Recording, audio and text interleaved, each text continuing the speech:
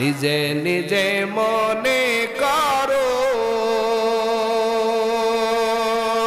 টাকায় আমি হইলাম বড়, নিজে নিজে মনে করো টাকায় আমি হইলাম বড়, যার কারণে মৃত্যু মুখে বেঈমান হয়ে যাও। মায়ের দোয়া লও হে মুমিন, মায়ের দোয়া লও, বিপদে পড়বে না তুমি যখন যেথায় যাও। মায়ের দোয়া লও হে মুমিন, মায়ের দোয়া লও, মায়ের দোয়া লও হে মুমিন, মায়ের দোয়া লও। ওই মা তোর বরকতে আল্লাহ পাক রব্বুল আলামিন আমাকে 4000 বছর পর্যন্ত এই জায়গায় রেখেছে। জামানার নবী ঈসা দেখে বলে, ভাই এই জায়গায় তুমি কোন জায়গার থেকে খাবারের ব্যবস্থা করো? আল্লাহর বান্দা বলে, আমার যখন ক্ষুধা পায়, সরিষার দানার মতন ছোট ছোট দানা, দুধের থেকে সাদা, বরফের থেকেও ঠান্ডা, মধুর থেকেও মিষ্টি, এমন খাবারের ব্যবস্থা আল্লাহ পাক রব্বুল আলামিন আমার কাছে পৌঁছায়া দেয়, যা খাওয়ার পর আমার ক্ষুধাও মিটিয়া যায়, আমার তৃষ্ণাও মিটিয়া যায়।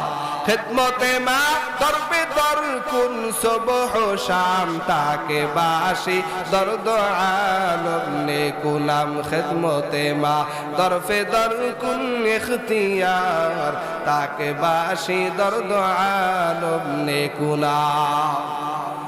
পক্ষান্তরে যারা মায়ের সাথে অবাধ্য হবে, মায়ের খেদমত করবে না, সে যত বড় আবেদ হোক, বাইতুল্লাহর ইমাম হোক, মদিনা শরীফের ইমামও যদি হয়, তার ইবাদত আল্লাহর দরবারে কবুল হবে না।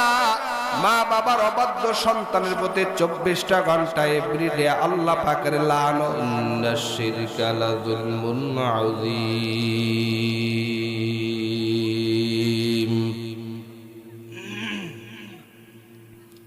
নিশ্চয় শিরক এক মারাত্মক জুলুমের নাম, শিরক এক মারাত্মক জুলুমের নাম। শিরিক করা যাবে, শিরিকের অনেক সংজ্ঞা আছে। শিরিক ফিল জাত, শিরিক ফিল ইবাদা, শিরিক ফিল কুদরত। আল্লাহর জাতের সাথে শরীক করা, আল্লাহর ইবাদতে অংশীদারিত্ব রাখা, আল্লাহকে বাদ দিয়ে মাখলুকের দাসত্ব করা, সব শিরিকের আওতায়। লম্বা আলোচনা। তাহলে 1 নম্বর কথা হলো, আমরা বান্দা কার? ইবাদত করব কার? কুল তাআলাউ আতলু মা হাররামা রাব্বুকুম আলাইকুম আল্লা তুশরিকু বিল্লাহ।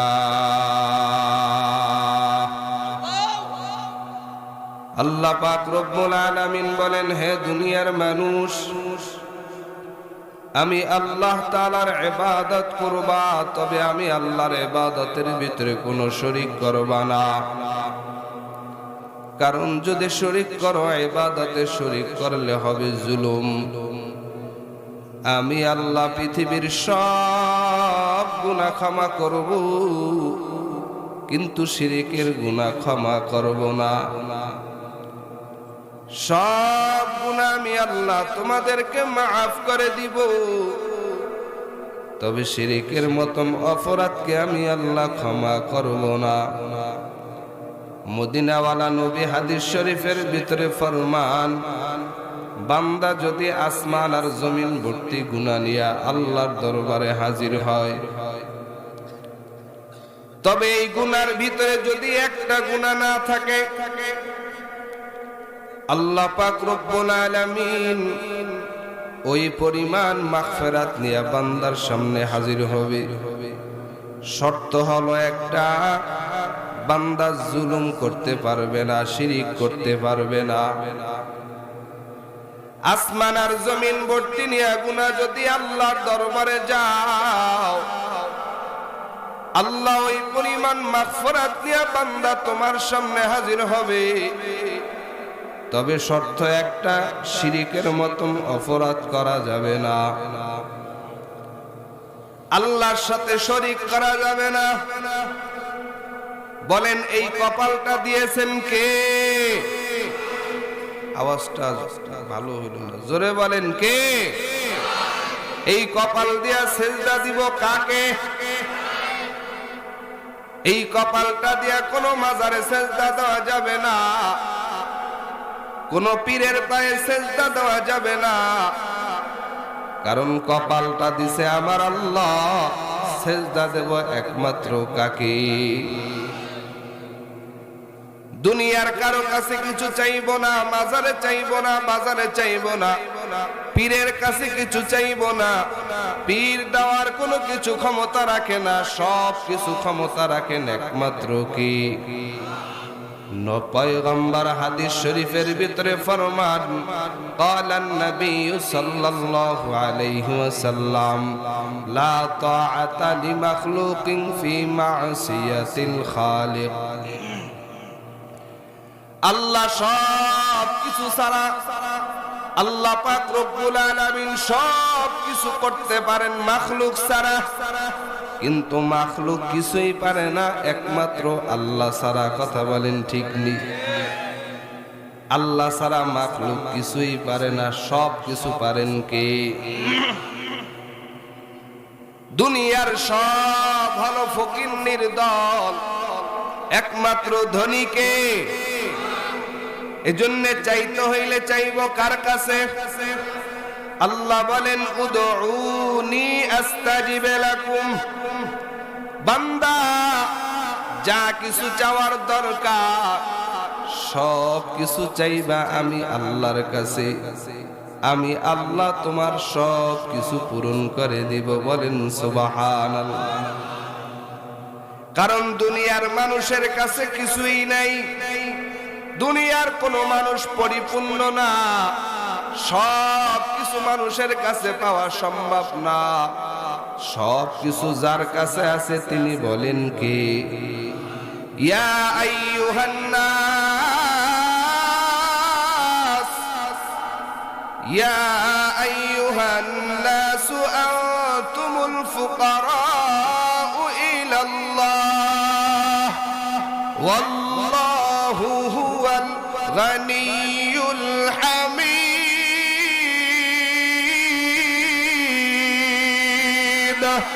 हर के दारत खौफे हक दर दिल मदाम जन्नतुल मवाद हद उरा मकाम जुज़बा हक चीज से मखाज हिंसु जा फजले उ आमस्ते दर जुमला जहा। আল্লাহ বলেন দুনিয়ার সব মানুষ হলো ফকির, একমাত্র ধনী আওয়াজ করে বলেন কে? একমাত্র ধনী হয়েছেন আমার আল্লাহ।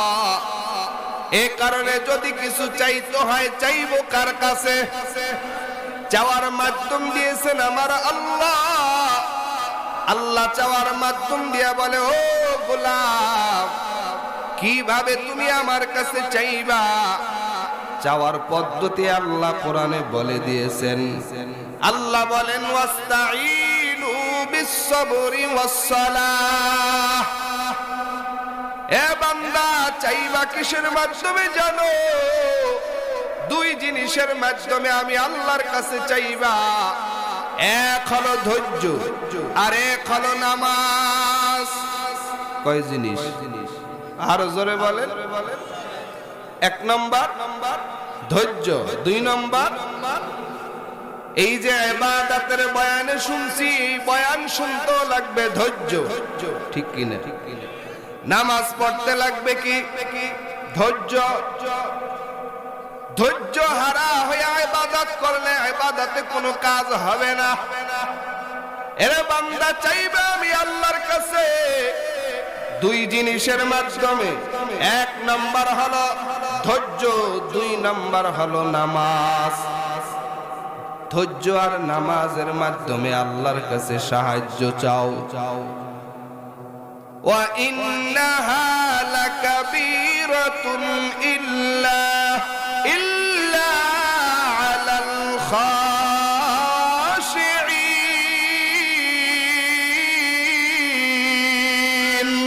মকন চুসুতি নামাজে পঞ্জে গানা ফাওয়াইলুল লিল মুসাল্লিন আল্লাযিনা মুমিনারা ইনামাজে ইমদাদ দা ইস্তাইনু আয়াতে কুরআন বাখা আয়াতে কদ আফলাহা রায়াতে কুন গৌরে কুন্দার মানিয়াজ দিল সাদিকুন নারায়ে তাকবীর। তবে এই নামাজটা সবার কাছে সমান না, নামাজ কারো কারো কাছে ভারী। কার কাছে এই নামাজ ভারী? বলে সুদখোরের কাছে নামাজটা বড় ভারী, ঘুষখোরের কাছে নামাজটা ভারী, ঠিক কিনা? সুদখোর আছে না নাই? সুদকারীর জন্য, সুদখোরের জন্য নামাজটা বড় ভারী কাজ, ঘুষখোরের জন্য নামাজটা বড় ভারী কাজ, বেপরদা নারীর জন্য নামাজটা বড় ভারী কাজ। কথা বলেন ঠিক কিনা? ও জামালপুরের মুসলমান, আজ আমাদেরকে ইহুদি খ্রিস্টান বেঈমানেরা জাদু করেছে, জাদু।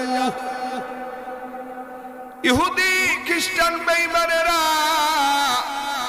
ইলেকট্রনিক ডিভাইসের মাধ্যমে জাদু করেছেন, মোবাইলের মাধ্যমে জাদু করেছেন, ইউটিউবের মাধ্যমে জাদু করেছেন, ফেসবুকের মাধ্যমে জাদু করেছেন, মেসেঞ্জার আর হোয়াটসঅ্যাপের মাধ্যমে জাদু করেছেন। আওয়াজ করে বলেন ঠিক কিনা? আল্লাহর ইবাদতের ভিতরে মন নাই, নামাজের ভিতরে মন বসে না, মোবাইলের ভিতরে যেই পরিমাণ মন বসে, কথা কোন ঠিক কিনা? যেই সময় যুব সমাজ ঘুম যাবে, রাত্র 9টা 10টার পরে যেই যুব সমাজ ঘুমের বিছানায় থাকবে, কিন্তু দেখা যায় রাত গভীর হয়ে গেছে, রাত্র 1টা 2টা পর্যন্ত মোবাইল নিয়ে যুবকেরা অনলাইনে ব্যস্ত। কথা বলেন ঠিক কিনা? মোবাইলের গুনাহে সবাই নিমজ্জিত। এই জমিনে একটা শব্দ আছে, আল্লাহ ছাড় দেয় ছেড়ে, জোরে বলেন, ছাড় দেয় ছেড়ে দেয়, এটা জমিনের একটা আওয়াজ। তবে আমি আওয়াজ বিশ্বাসী না। আল্লাহ বলেন ওয়ায়াফু আন কাসীর।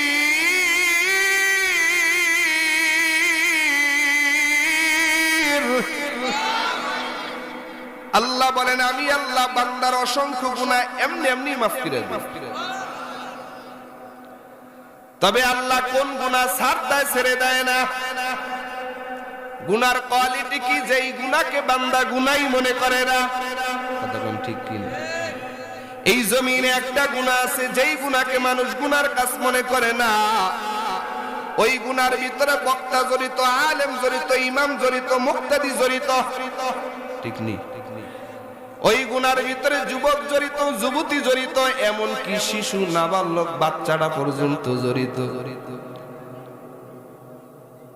ঘরের মুরব্বী শ্বশুর আব্বা ডাক দেয়া কয়, বৌমা আমার নাতিটার বয়স মাত্র 2.5 বছর 3 বছর, এর কাছে এই স্মার্টফোনটা তুইলা দিও না। বৌমা ডাক দেয়া কয়, শ্বশুর আব্বা আপনার নাতি নাতনি মোবাইলের কার্টুন দেখা না পর্যন্ত খাইতে পারে না। কথাগান ঠিক কি না? এই গুনার ভিতরে সবাই জড়িত। সেই গুনার নাম কি? মোবাইলের গুনাহ। কি গুনাহ? কারণ এই বাংলাদেশ ছিল এক সময় সোনার বাংলা। সোনার বাংলার মানুষের চরিত্র ছিল বড় সুন্দর। সোনার বাংলার মানুষের ভিতরে কোনো বাটপারি ছিল না, সিটারি ছিল না, ঠিক নেই? সোনার বাংলার মা বোন ছিল বড় সোনার মতো। সোনার বাংলার পুরুষ ছিল বড় স্বর্ণের মতো। সোনার বাংলায় কোনো ধোঁকাবাজি চলে না। সোনার বাংলার মানুষগুলো এত লজ্জাশীল ছিল, আল্লাহর হুকুম মেনে চলতো। এই সোনার বাংলা আমাদের থেকে বিদায় নিয়েছে। সোনার বাংলা যাওয়ার পর আসছে সবুজ বাংলা, সবুজ বাংলার পরে হলুদ বাংলা, এই হলুদ বাংলার পরে আসছে ডিজিটাল বাংলা। ঠিক নেই? ডিজিটাল বাংলা হয়েছে। ডিজিটাল বাংলা হওয়ার পর দেশ যত উন্নত হয় মানুষের চরিত্র তত অবনতি হয়। ঠিক কি না? এই যে ওয়াজ মাহফিল আপনারা যা বসে আছেন, এর থেকে বেশি মানুষ এখনো দেখবেন মেলার ভিতরে কুরকুর করে চলাফেরা করতেছে, আছে না নাই? অনেকে মোবাইলের ভিতরে অনলাইনে কালেকশন করে দিছে, পিয়া তুমি কিন্তু আসবা, প্রিয় তুমি কিন্তু আসবা, যোগাযোগ হয়ে গেছে। এরা কি আর ওয়াজ শুনতে আসছে? এরা তো প্রিয়র সাথে দেখা করার জন্য আসছে। কথা কেন ঠিক নেই? এমন যুবক এই মাহফিলে আসে নাই 10 দিন 5 দিন 1 সপ্তাহ আগে এই মাহফিলের সংবাদ পেয়ে প্রোগ্রাম সেটেল করে নিছে, তুমি কিন্তু প্রিয় আসবে। বাংলাদেশ যখন ডিজিটাল বাংলা হলো, ডিজিটাল বাংলা হওয়ার পর মানুষের চরিত্র একেবারে অবনীত হতে শুরু করলো। কথা বলেন ঠিক কিনা? দেশ উন্নত হয়েছে ঠিক, কিন্তু মানুষের চরিত্রের কোনো উন্নতি। দিনে দিনে বাড়ছে আমার দেশের অবদান, দিনে দিনে বাড়ছে আমার দেশের অবদান, পিচ্চি পোলার মুখে শুনি ভালোবাসার গান। আওয়াজ করে বলো যুবক, ঠিক কিনা? দিনে দিনে বাড়ছে আমার দেশের অবদান, দিনে দিনে বাড়ছে আমার দেশের অবদান, পিচ্চি পোলার মুখে শুনি প্রেম প্রীতির গান। আমি একদিন নামাজ পড়তে রাস্তা দিয়া হাইটা যাই, পিচ্চি পোলা সুর তুলাছে বুকটা ফাইটা যায়। হায় মমতাজ উঠাইয়া না শুনাইলি কোন প্রেমের গান, পিচ্চি পোলার মুখে শুনি ভালোবাসার গান। ঠিক কিনা? কি বলবো ভাই দুঃখের কথা, শরম লাগে মনে, এখন প্রেমের কলা কৌশল পিচ্চিরাও জানে। বাংলা গানের পাশাপাশি চালায় আবার হিন্দি গান, পিচ্চি পোলার মুখে শুনি ভালোবাসার গান। আছে না না? শুধু কি তাই? এই যে মোবাইল আসছে তো চিঠির আদান প্রদান সব শেষ। মোবাইলের কারণে কি হয়ে গেল? এখন আর লেখাপড়া নাই। আমাদের এই বাংলাদেশের একজন চুন্নি মহিলা, তিনি আবার ডাক দেয়া কইল ডিজিটাল বাংলার দেশ শেষ, এখন বাংলাদেশ আর ডিজিটাল থাকবে না, বাংলাদেশ হবে স্মার্ট বাংলা। বলে স্মার্ট বাংলায় আমি কি করেছি জানো? স্মার্ট বাংলায় সবার হাতে হাতে আমি স্মার্ট ফোন তুলে দিয়েছি।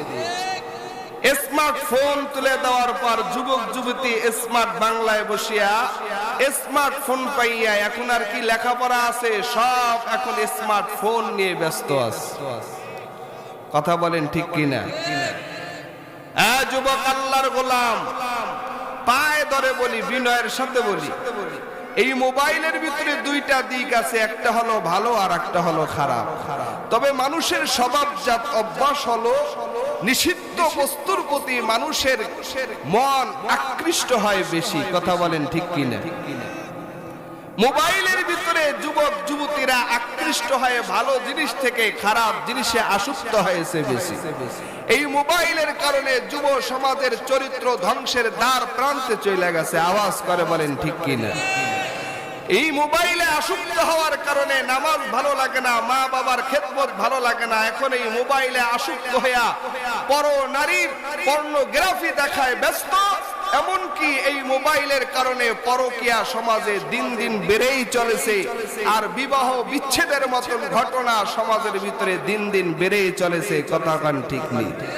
তবে আপনাদের এই এলাকার কথা বলতেছি না, সব ঢাকা নারায়ণগঞ্জের কথা বলি। আপনাদের এই দেওয়ানগঞ্জের জামালপুরের মানুষ বড় ভালো, এরা এই কাজের সাথে কোনো জড়িত নাই।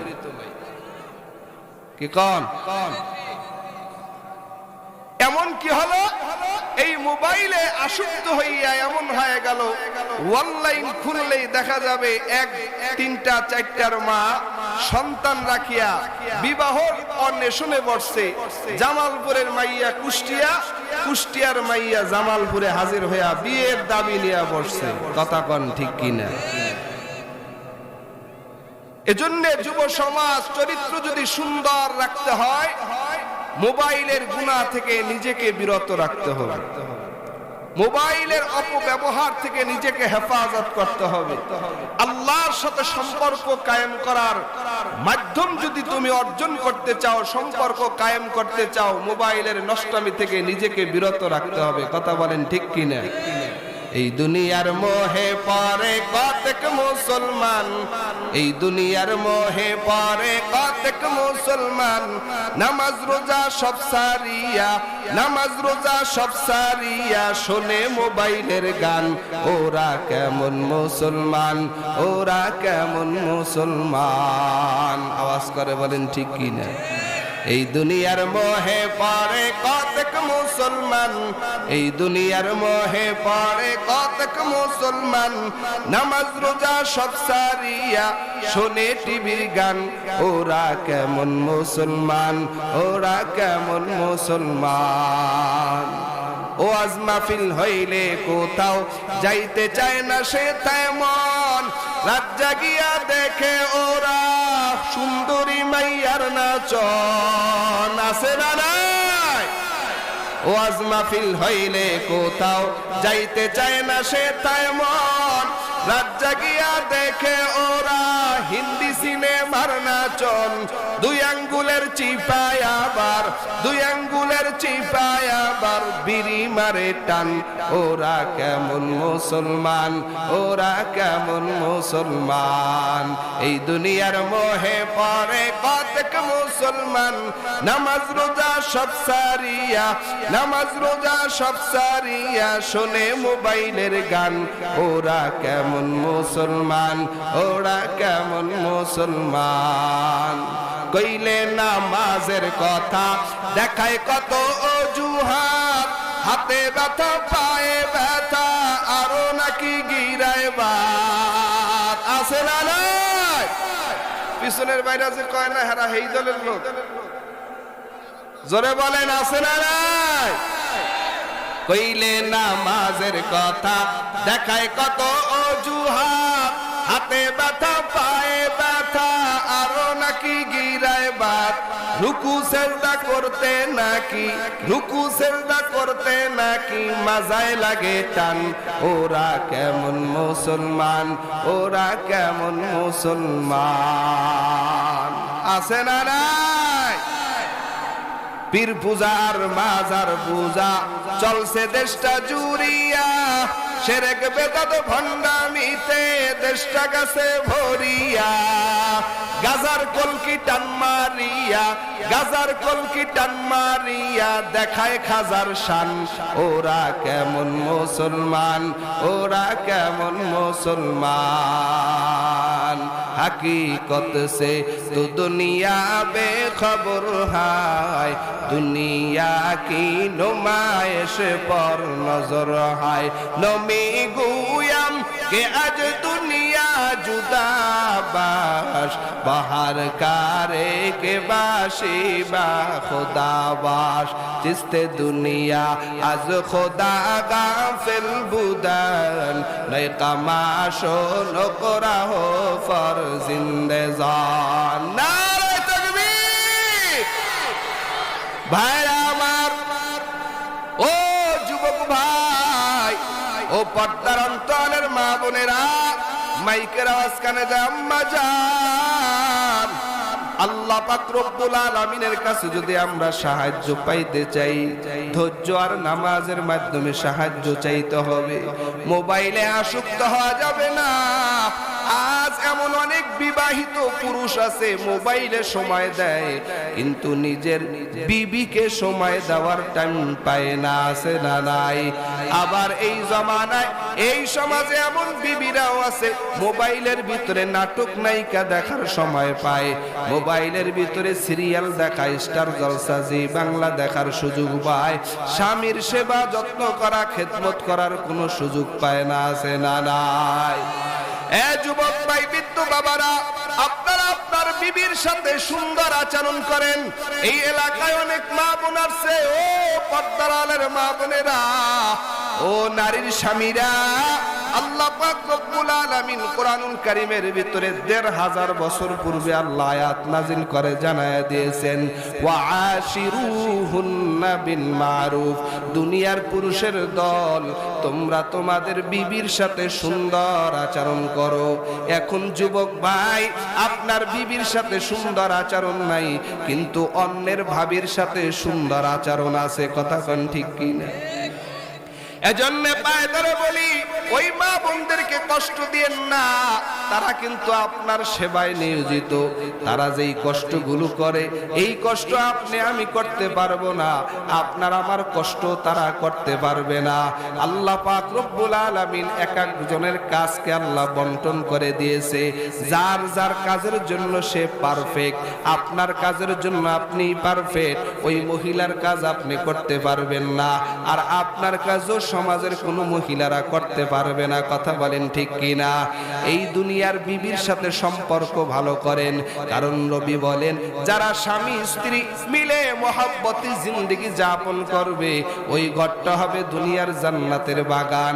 যেই ঘরের ভিতরে স্বামী স্ত্রীর মিল মহব্বত নাই, ওই ঘরটা হলো দুনিয়ার জাহান্নামের একটা গর্ত।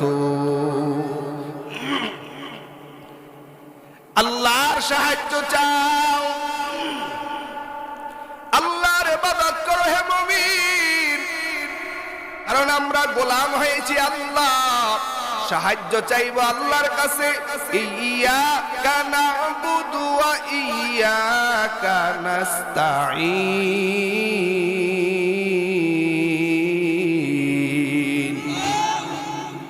ইবাদত করব, আল্লাহর সাহায্য চাইবো কার কাছে?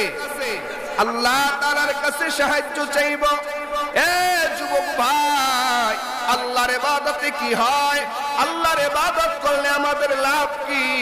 আল্লাহ পাক রব্বুল আলামিন এই কোরআনে জানায় দেয়, ফালইয়াবুদু রাব্ব হাদাল বাইত আল্লাযী আত'আমাহুম মিন জু' ওয়া আমানাহুম মিন খাউফ।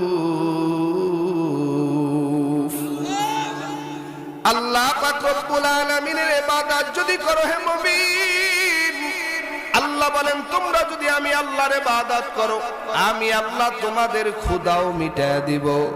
২ নম্বরে আল্লাহ বলেন, আমি আল্লাহ তোমাদের থেকে সকল প্রকার ভয় ভীতি দূর করে দিব। অতএব আজ আমরা পেটের যন্ত্রণায়, ক্ষুধার যন্ত্রণায়, ক্ষুধার তাড়নায় কত কি অন্যায় অপরাধ করে বসি। এ যুবক আল্লাহর গোলাম, আমরা যদি আল্লাহর ইবাদত করি, আল্লাহ আমাদের ক্ষুধাও মিটায় দিবেন, আবার ভয় ভীতি দূর করে দিবে। অতএব ওই আল্লাহর ইবাদত করো। কুল তাআলা ওয়াতলু মা হাররামা রাব্বুকুম আলাইকুম আল্লা তুশরিকু বিল্লাহ। ওই আল্লাহর ইবাদত করো হে মুমিন। আল্লাহর ইবাদতে কোনো অংশীদারিত্ব করা যাবে না, শিরিক করা যাবে না। হিন্দু ব্রাহ্মণ যদিও আল্লাহ মানে না, দুনিয়ার কিছুই মানে না, আদরের কলিজার টুকরা একটা মেয়ে, এই মেয়েটা অসুস্থ হয়ে গেছে। ব্রাহ্মণের মেয়ে অসুস্থ হয়ে যাওয়ার পর ব্রাহ্মণ বড় পেরেশান হয়ে গেছে। এই জমিনের ভিতরে বাবা মেয়েদেরকে বড় মহব্বত করে, মেয়েরাও বাবাদেরকে বড় মহব্বত করে। জমিনের মেয়েরা বাবাদেরকে যেই পরিমাণ মায়ার মহব্বত করে, এই মহব্বতের খবর কোনো বাবাই যদি বুঝতো, দুনিয়ার সবাই মেয়ে বিবাহ দেওয়ার জন্য রাজি হয়ে যাইত। পৃথিবীর কোনো বাবা মেয়েকে বিবাহ বসা দেওয়ার জন্য রাজি হইতেন না। আপনারা শুনতেছেন, বুঝতেছেন? ভাইরা আমার, কিতাবের ভিতরে ঘটনা উল্লেখ করা হয়, আল্লাহর বান্দি হিন্দু ব্রাহ্মণ, তিনি মেয়ের অসুস্থতায়, বিরহ বেদনায় কাতর হয়ে যায়, ধারে ধারে ডাক্তারের শরণাপন্ন হয়। কোন ডাক্তার তার মেয়েটাকে সুস্থ করতে পারে না। দিন যত যায় তার মেয়ে তত অসুস্থতায় অবনতি হয়। এই মেয়েটার মহব্বত, ও মেয়ের বাবারা, আজ আপনার অন্তরে মেয়েটার কত মহব্বত। যাদের মেয়ে আছে, এই মেয়েটাকে ভালো একটা পাত্রস্থ আমরা করতে পারি না। আমরা দেখি তিনটা জিনিস। এক নম্বরে দেখি ছেলের টাকা আসেনি, দুই নম্বরে দেখি ছেলের বাড়ি আসেনি, তিন নম্বরে দেখি ছেলের গাড়ি আসেনি। কতক্ষণ ঠিক কিনা?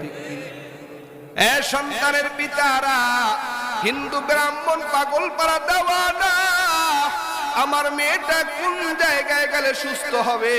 এরে বাঙালি মুসলমান, এই জীবনে কত অসুস্থতার জিন্দেগি যাপন করতে আসো, কত টাকা ভাঙলা, কত ডাক্তার দেখাইলা, কিন্তু সুস্থ হও না। আওয়াজ করে বলেন, সুস্থ করার মালিক কে?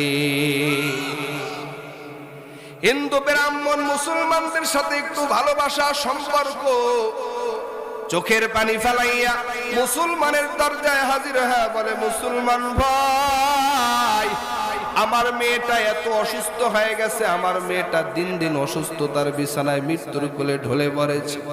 ও ভাই, আমার মেয়েটার সুস্থ হওয়ার কোনো ব্যবস্থা আপনার কাছে জানা আসেনি, পরামর্শ চাই। আল্লাহর বান্দা মুসলমান, একটা সুন্দর ছোট্ট একটা মসজিদ, যেই মসজিদটা জীর্ণ শীর্ণ মসজিদ, আল্লাহর বান্দা পরামর্শ দিয়া দেয়, ও হিন্দু ভাই, আপনার মেয়েকে যদি সুস্থ করতে চান, রাতের গভীরে উঠে ওই মসজিদের ভিতরে ঢুকিয়া এরপরে মসজিদের মালিকের কাছে সাহায্য চান। এই পরামর্শ যখন দিয়া দিলেন, এ যুবক আল্লাহর গোলাম, আজ আমরা মসজিদের সামন দিয়ে হাইটা যাই, কিন্তু মসজিদে যেতে পারি না। কথা বলেন ঠিক কিনা? পাঁচ বেলা আল্লাহ পাক রব্বুল আলামিন মুয়াজ্জিনের মাধ্যমে আপনাকে আমাকে ডাকে, কিন্তু আমরা আল্লাহর ডাকে সাড়া দিতে পারি না। কত নেতার ডাকে সাড়া দেই, কত নেত্রীর ডাকে সাড়া দিলাম, কিন্তু আল্লাহর ডাকে আমরা সাড়া দিতে পারি না। আল্লাহর ডাকে যদি আমরা সাড়া দিতে পারতাম, আল্লাহ পাক রব্বুল আলামিন আমাদের ডাকে গীবাত করা যাবে না, কারো সাথে দুশমনি করা যাবে না। এই জমিনে আমরা বেশি দিনের জন্য আসি নাই, সামান্য সময়ের জন্য এসেছি। মুহাদ্দিসিন কিরামগণ বলেন, ও দুনিয়ার নবীর উম্মতের দল, এই জমিনের যত ওয়াশরুম গুলা যতই সুন্দর হোক না কেন, আমি একদিন ওই রাজশাহীতে একটা ওয়াশরুমে ঢুকলাম নিজের জরুরত সারার জন্য। এমন একটা ওয়াশরুম, এমন এক বাড়ির ওয়াশরুম, যেই ওয়াশরুমটা এয়ার কন্ডিশন করা, ওয়াশরুমের ভিতরে কোনো কমোটের ব্যবস্থা নাই। আমি ঢুকলাম, আবার বের হয়ে জিজ্ঞাসা করলাম, ও বাড়িওয়ালা ভাই, যেই ওয়াশরুমে ঢুকাইছেন কমোট কোথায়? কমোট তো খুঁজে পাই না। কই হুজুর, এটা তো এখন বাংলাদেশটা ডিজিটাল থেকে স্মার্ট হয়ে গেছে, আমরা একটু আপ টু ডেট হইলাম, বিদেশি ছোঁয়া আমাদের বাংলাদেশে লেগেছে, অতএব আপনি টেনশন করবেন না। এই যে পায়ের কিনারায় যে একটা সুইচ দেখেন, টিপ দিবেন, অটোমেটিক কমোট পেয়ে যাবেন। আপনার জরুরত সারা শেষ হয়ে যাবে, কমোট আবার দেখা যাবে না, এটা বন্ধ হয়ে যাবে। এত সুন্দর ডিজিটাল ব্যবস্থা সব কিছু করে রেখেছে। ও জামালপুরের মুসলমান, জানতে চাই ওই ওয়াশরুমের ভিতরে কেউ ঘুমাইবেনি?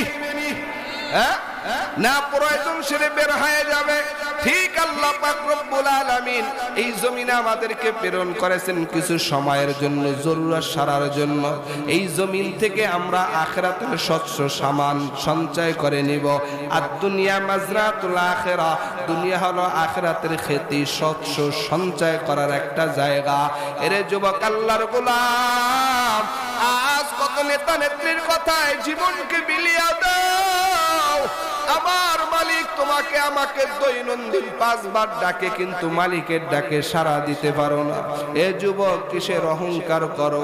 অন্ধকারে পথের মাঝে চলছো ভাই একা, মনের মাঝে খেলছে তোমার কত আঁকা বাঁকা। সাদ্দাত সম পলক তোমায় নাহিকো হেলিতে দিবে, হুঙ্কার কারে মালাকুল মওত তোমায় নিয়ে যাবে। অতি গভীর হয় রজনী যখন, অতি গভীর হয় রজনী যখন, নীরবে প্রভুর নাম জপিও তখন। প্রভুর করুণা যদি পাইবারে চাও, প্রভুর করুণা যদি পাইবারে চাও, গভীর রাতে উঠে প্রভুর গুণগান গাও, গভীর রাতে উঠে প্রভুর গুণগান গাও। নারে তাকবীর। ভাইরা আমার, অতএব অহংকার করা যাবে না, কোনো গীবত করা যাবে না, কারোর সাথে দুশমনি করা যাবে না। আমরা মুসলমান, এই দুনিয়ার জমিনে এক সেকেন্ডের ভরসা আপনারও নাই, আমারও নাই। আজ আপনাদের মাঝে আসছি, এখান থেকে বাবা ঢাকা ফিরে যেতে পারবো কি এই গ্যারান্টি আপনার আমার কাছে কারো কাছে নাই। কথা বলেন ঠিক কিনা? কত মাহফিলে গেলাম, ওই ভোলার থেকে মাহফিল করে ভেদুরিয়া লঙ্কাট আসলাম, টেলিফোনে ফোন দিয়া বলল হুজুর আপনার মাহফিলের সভাপতি কিছুক্ষণ আগে দুনিয়ার থেকে বিদায় নিল, এখনো ঢাকা আসতে পারি নাই। কত সভাপতি, কত প্রধান অতিথি, কত মাহফিলের শ্রোতা এইভাবে জমিন থেকে বিদায় নিল। এমন একটা দিন আসবে আমিও জমিন থেকে বিদায় নিব, আপনিও বিদায় নিবেন। তবে সঙ্গে কি নিয়ে রওনা করেছেন? আল্লাহ পাক রব্বুল আলামিনের দরবারে ফিরিয়ে আসরে মুমিন। এই হিন্দু ব্রাহ্মণ ওই মুসলমান ভাইয়ের কথা শুনিয়া চিন্তায় পরেশান হয়ে গেছে, কেমন করে সেই মসজিদের ভিতরে আমি জায়গা নেই। হিন্দু মুসলমান বুঝাইয়া দিলেন, ও ভাই আমরা মুসলমানরা এশারের নামাজ পড়ে মসজিদ থেকে বের হয়ে আসি, যখন মসজিদ থেকে সবাই বের হয়ে আসবো, আপনি ওই গভীর রজনীতে মসজিদের ভিতরে ঢুকে ওই মসজিদের মালিকের কাছে একটু সাহায্য চাইবেন, মসজিদের মালিকের কাছে নিজের মনের কথাটা বলবেন। মেয়ের জন্য বাবার বড় মায়া, সন্তানের জন্য বাবার বড় মায়া, সন্তানের জন্য মা বাবার মায়া আছে না নাই? এই জমিনে এমনও বাবা আছে সন্তানের জন্য নিজের অঙ্গ দিয়া দেয়, এই জমিনের ভিতরে এমনও স্ত্রী আছে স্বামীর জন্য অঙ্গ দিয়া দেয়। আল্লাহর বান্দা হিন্দু ব্রাহ্মণ ওই মসজিদের ভিতরে ঢুকিয়া গভীর রজনীতে চোখের পানি ফেলাইয়া আসমানের মালিকের দিকে হাত উঠা বলে, আসমানের মালিক এই জমিনে শিরিক করতে করতে জীবনকে ধ্বংস করে দিয়েছি, আপনাকে চিনি নাই, 32 কোটি দেব দেবীর ইবাদত করেছি, আমার কোন মূর্তি আমার সন্তানকে সুস্থ করতে পারে নাই। কত তুলসী গাছের পূজা করলাম, কত মনসা পূজা করলাম, কোন পূজা করিয়া আমার মেয়েকে সুস্থ করতে পারলাম না। কারণ হিন্দুরাও জানে আল্লাহ এক, রাসূল এক, লা ইলাহা হারতি পাপম ইল্লাহ ইল্লাহ পরম পাদম, জন্ম বৈকুণ্ঠ ইউনিটি জাপ নামে মুহাম্মদ সাল্লাল্লাহু আলাইহি ওয়াসাল্লাম। আল্লাহু আকবার। হিন্দুরাও জানে আল্লাহ বাদে কোনো মাবুদ নাই, হযরত মুহাম্মদ সাল্লাল্লাহু আলাইহি ওয়াসাল্লাম শেষ নবী। হিন্দু ব্রাহ্মণ শিক্ষিত মানুষ, কারণ তারা ওই হিন্দু বেদ পড়েছেন, হিন্দু গীতার ভিতরে শাস্ত্রের ভিতরে কথা উল্লেখ আছে, লা ইলাহা হত্তি পাপম ইল্লা ইলা পরম পাদম, জন্ম বৈকুণ্ঠ ইনুতে জাপ নামে মুহাম্মদ সাল্লাল্লাহু আলাইহি ওয়াসাল্লাম। হিন্দু ব্রাহ্মণ দেখে বলে, মসজিদের মালিক এই জমিনে এত পূজা করলাম, এত তুলসী গাছের পূজা করলাম, মনসা পূজা করলাম, দেব দেবীর পূজা করলাম, কেউ সুস্থ করতে পারে নাই। আল্লাহ আপনার দরজায় ফিরিয়ে আসছি, আপনি সব ক্ষমতার মালিক। কারণ আল্লাহ পাক রব্বুল আলামিন এই পৃথিবীর মানুষকে যদি অসুস্থ দেয়, প্রত্যেকটা রোগীর পিছনে আল্লাহ ঔষধ সৃষ্টি করেছেন, কুল্লু দাইন দাওয়া, প্রত্যেক রোগের ঔষধ বানাইছেন কে? আপনাদের কি খারাপ লাগতে আছে? চলবে না দোয়া করে দিতাম? ভাইরা আমার, হিন্দু ব্রাহ্মণ এইভাবে আল্লাহর কাছে দোয়া করতেছেন। আল্লাহর কাছে দোয়া করার পর আল্লাহ পাক রব্বুল আলামিন এমন ভাবে একটা আওয়াজ দিয়েছেন, কারণ ওই কিতাবের ভিতরে ঘটনা উল্লেখ করেন, আল্লাহর বান্দা একটা মূর্তির পূজা করে, নাম হলো সনাম। এই সনাম করে দীর্ঘ 80টা বছর পর্যন্ত কাটায়া দিলেন। 80 বছর পরে ভুলে জবান থেকে বের হয়ে গেছেন সমাদ। সমাদ একটা আল্লাহর সিফাতি নাম। সমাদটা মুখের থেকে বের হওয়ার সাথে সাথেই আল্লাহ পাক রব্বুল আলামিন বলেন লাব্বাইক ওয়া সাআদাইক। এরে বান্দা তুমি আমাকে কেন ডাকতেছো? এ বান্দা তুমি আমাকে কেন ডাকতেছো? এ আল্লাহ বলতে সময় পাই না, আল্লাহর নামে ডাকতে পারি না, আল্লাহ আল্লাহ জিকির করতে সময় পাই না। আল্লাহ বলেন ওয়ালা যিকরুল্লাহি আকবার। এই পৃথিবীতে সর্বশ্রেষ্ঠ জিকির কার? সবচাইতে বড় জিকির হলো আল্লাহ। আল্লাহর নাম জপতে সময় পাই না। আল্লাহর বান্দা যখন সমাত উচ্চারণ করেছে, আল্লাহ পাক বলেন লাব্বাইক ওয়া সাআদাইক। বান্দা তুমি আমাকে কেন ডাকতেছো? আমি আল্লাহ তোমার জবানের দিকে তাকায় আছি, কারণ এই জবান দিয়েছে আমার আল্লাহ, এই চোখ দিয়েছেন আমার আল্লাহ, এই নাক দিয়েছেন আমার আল্লাহ, এত নিয়ামত আল্লাহ দিয়েছেন। আল্লাহ বড় মহব্বত করিয়া বান্দা বানাইছেন। একবার সমাত বলার কারণে আল্লাহর বান্দা বলে আল্লাহ তুমি কেমন কাদের কুদরতওয়ালা। দীর্ঘ 80 বছর পর্যন্ত সনাম করলাম, একটা দিনও কোনো সারা শব্দ পাইলাম না। আমি তো আমার ইচ্ছায় বলি নাই, অনিচ্ছাকৃত ভাবে বললাম সমাদ। বলার সাথে সাথে তুমি আল্লাহ জবাব দিয়ে দিলা, আয় আল্লাহ আর সনামের পূজা করব না। এখন তো আমি তোমার পরিচয় পাইলাম। এ দেওয়ানগঞ্জের মুসলমান, জামালপুরের মুসলমান, আজ আল্লাহর পরিচয় পাই নাই, আল্লাহর জন্য পাগল হইতে পারি নাই। আল্লাহর পরিচয় যদি পাইতাম তাহলে আল্লাহর জন্য পাগল হয়ে যাইতাম। আল্লাহর পরিচয় পাই নাই মানে আমার নিজের পরিচয় পাই নাই। মান আরাফা নাফসাহু আরাফা রাব্বা। যেই বান্দা নিজেকে নিজে চিনবে সে আমার আল্লাহকে চিনবে। আমরা আমাদেরকে চিনি না, যার কারণে আল্লাহকেও চিনি না। এটা মারিফতি এক কথা। ও যুবক আল্লাহর গোলাম, আল্লাহ পাক রব্বুল আলামিন বলে হে বান্দা তুমি যেই সমাদ 80 বছর পরে উচ্চারণ করেছো, একবার সমাদ বলার কারণে আমি আল্লাহ তোমার 80 বছরের জিন্দেগির সব গুনাহ মাফ করে দিলাম। তাদের কুদরত দারি বরকামাল আনতা হাসবি আনতা রব্বি জুল জালাল তুহি কাদের জলিলুল্লাহ জাহাদা বহর হালে তুহি মেরা নিগাহদার। ইবাদত করব, আল্লাহর সাহায্য চাইব আল্লাহর কাছে। দুই জিনিসের মাধ্যমে, ধৈর্য আর নামাজ। ওই আল্লাহর ঘরে বসিয়া হিন্দু ব্রাহ্মণ যখন আল্লাহকে ডাকতেছেন, রোনাজারি করে কান্নাকাটি করে যখন বাড়ির দিকে ফিরলেন, ওদিক থেকে এই হিন্দু ব্রাহ্মণের মেয়েটা স্বপ্নে যোগে দেখতেছেন আল্লাহ পাক রব্বুল আলামিন তাকে পরিপূর্ণ সুস্থতার নিয়ামত দান করেছে। যেই হিন্দু ব্রাহ্মণ বড় পেরেশান মেয়েটার জন্য, এই হিন্দু ব্রাহ্মণ যখন ঘরের কিনারায় গেলেন, ঘরের কিনারায় যাওয়ার সাথে সাথে মেয়েটা দরজা খুলিয়া বাবাকে সাক্ষী রাখিয়া বলে, বাবা আমি আমার ঘরের ভিতরে এমন এক নূরে নূরান্বিত চেহারার আগমন আমার ঘরে ঘটেছে, এমন এক মহামানবের আগমন ঘটেছে। সেই মহামানবের আখলাক দেখে, সেই মহামানবের চেহারা দেখে, তার নূর দেখে আমি আমার জবান থেকে ইসলাম ধর্ম গ্রহণ করেছি। তুমি যেই ঘরের ভিতরে ঢুকছো, যেই ঘরের মালিকের কাছে সাহায্য চাইছো, ওই মালিক আমাকে সুস্থ করে দিয়েছেন। আমি তোমাকে সাক্ষী রেখে আবারও বলতে চাই, আশহাদু আল্লাহ ইলাহা ইল্লাল্লাহু ওয়া আশহাদু আন্না মুহাম্মাদান আবদুহু ওয়া রাসূলুহু।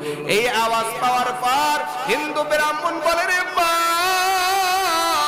আমি তোমার অসুস্থতায়, তোমার সুস্থতার জন্য 32 কোটি দেব দেবীর পূজা করলাম, কত দেবীর কাছে সাহায্য চাইলাম, সাহায্য পাইলাম না, কত মনসা পূজা করলাম, কত পূজা করলাম, সাহায্য পাইলাম না। ওই মসজিদের মালিকের কাছে, আল্লাহর কাছে যে সাহায্য চাই পাইলাম, চাইলাম আর পাইলাম, ওই আল্লাহকে আজ আমি ভুলবো না। আমি তোমাকেও সাক্ষী রেখে পরে নিলাম আশহাদু আল্লাহ ইলাহা ইল্লাল্লাহু ওয়া আশহাদু আন্না মুহাম্মাদান আবদুহু ওয়া রাসূলুহু। আওয়াজ করে বলেন সব কিছু দেওয়ার মালিক কে? তাইলে নামাজ কার হুকুম? এই আল্লাহর হুকুম নামাজ আমরা আদায় করব হে মুমিন। লম্বা আলোচনা সূরাতুন নিসার ভিতরে আল্লাহ বলেন আবুদুল্লাহ, ইবাদত হবে আল্লাহর। 2 নাম্বার আল্লাহ পাক বলেন ওয়াবিল ওয়ালিদাইনি ইহসানা, খিদমত হবে মা বাবার। খিদমত করবা মা বাবার, ইবাদত করবা আল্লাহর। লম্বা আয়াত আল্লাহ সূরাতুল বনি ইসরাইলের ভিতরে আয়াতে কারিমা নাযিল করে জানায় দেয়, ও দুনিয়ার বনি আদম সন্তানেরা, ওয়া কাযা রাব্বুকা আল্লা তা'বুদু ইল্লা ইয়াহু ওয়া বিল ওয়ালিদাইনি ইহসানা ইম্মা ইয়াবলুগান্না ইনদাকাল কিবারা আহাদুহুমা আও কিলাহুমা ফালা তাকুল লাহুমা উফিন ওয়া লা তানহারহুমা ওয়া কুল লাহুমা কাওলান কারীমা। এই কালামে জিন্দা কুরআনে হাকিম, হিকমতে উলায়া জালাসতু কদিম। আল্লাহ পাক রব্বুল আলামিন বলেন, ও দুনিয়ার মানুষ, ইবাদত হবে আমি আল্লাহর, খেদমত হবে মা বাবার। কারণ এই জমিনের ভিতরে মা বাবার মাধ্যম সারা দুনিয়াতে আসতে পারো নাই। এই জমিনে 3 জন ব্যক্তি এমন ছিল যারা মা বাবা সারা দুনিয়াতে আসছেন। একজনের নাম হলো পয়গম্বর আদম। আদম আলাইহিস সালাম আসছেন, মাও নাই বাবাও নাই। মা হাওয়া আলাইহাস সালাম আসছেন, মাও নাই বাবাও নাই। আর একজন পয়গম্বর যার মা আছে বাবা নাই, তার নাম হলো ঈসা আলাইহিস সালাম। এই 3 জন ব্যতীত এই পৃথিবীতে যত মানুষ আসছে সব মানুষ মা বাবার মাধ্যমে দুনিয়াতে আসছে। এই মজলিসে যারা আজকে বসছেন, একটু চিন্তা করে তাকায় দেখেন, কার জানো মা নাই, কার জানো বাবা নাই। অন্ধকার কবরে মা বাবায় চলিয়া গেছে। ওই এতিম সন্তানেরা, ওই মৃত্যু মাখা মা বাবার চেহারাটা কি মনে পড়ে না?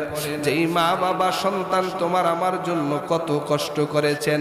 এটা আল্লাহর আদেশ। আল্লাহ বলেন খেদমত হবে আমি আল্লাহর, ইবাদত হবে আমি আল্লাহর, কিন্তু খেদমত করবা মা বাবার। আমি আল্লাহর ইবাদতে যেমন অংশীদারিত্ব রাখবা না, ঠিক মা বাবার খেদমত সন্তান ত্রুটি করবা না। জানি না এই মজলিসে কে মা হারায়া বসছেন, কে যেন বাবা হারায়া বসছেন। এই জমিনে মা বাবার মতন আপন আর কেউ নাই। যেই মা বাবা সন্তানের চেহারার দিকে তাকায়া থাকে, এত মায়া আর মহব্বত করিয়া মা বাবা সন্তানকে লালন পালন করে। দুনিয়ার সবাই স্বার্থপর, কিন্তু মা বাবা সন্তানের জন্য বড় পাগল।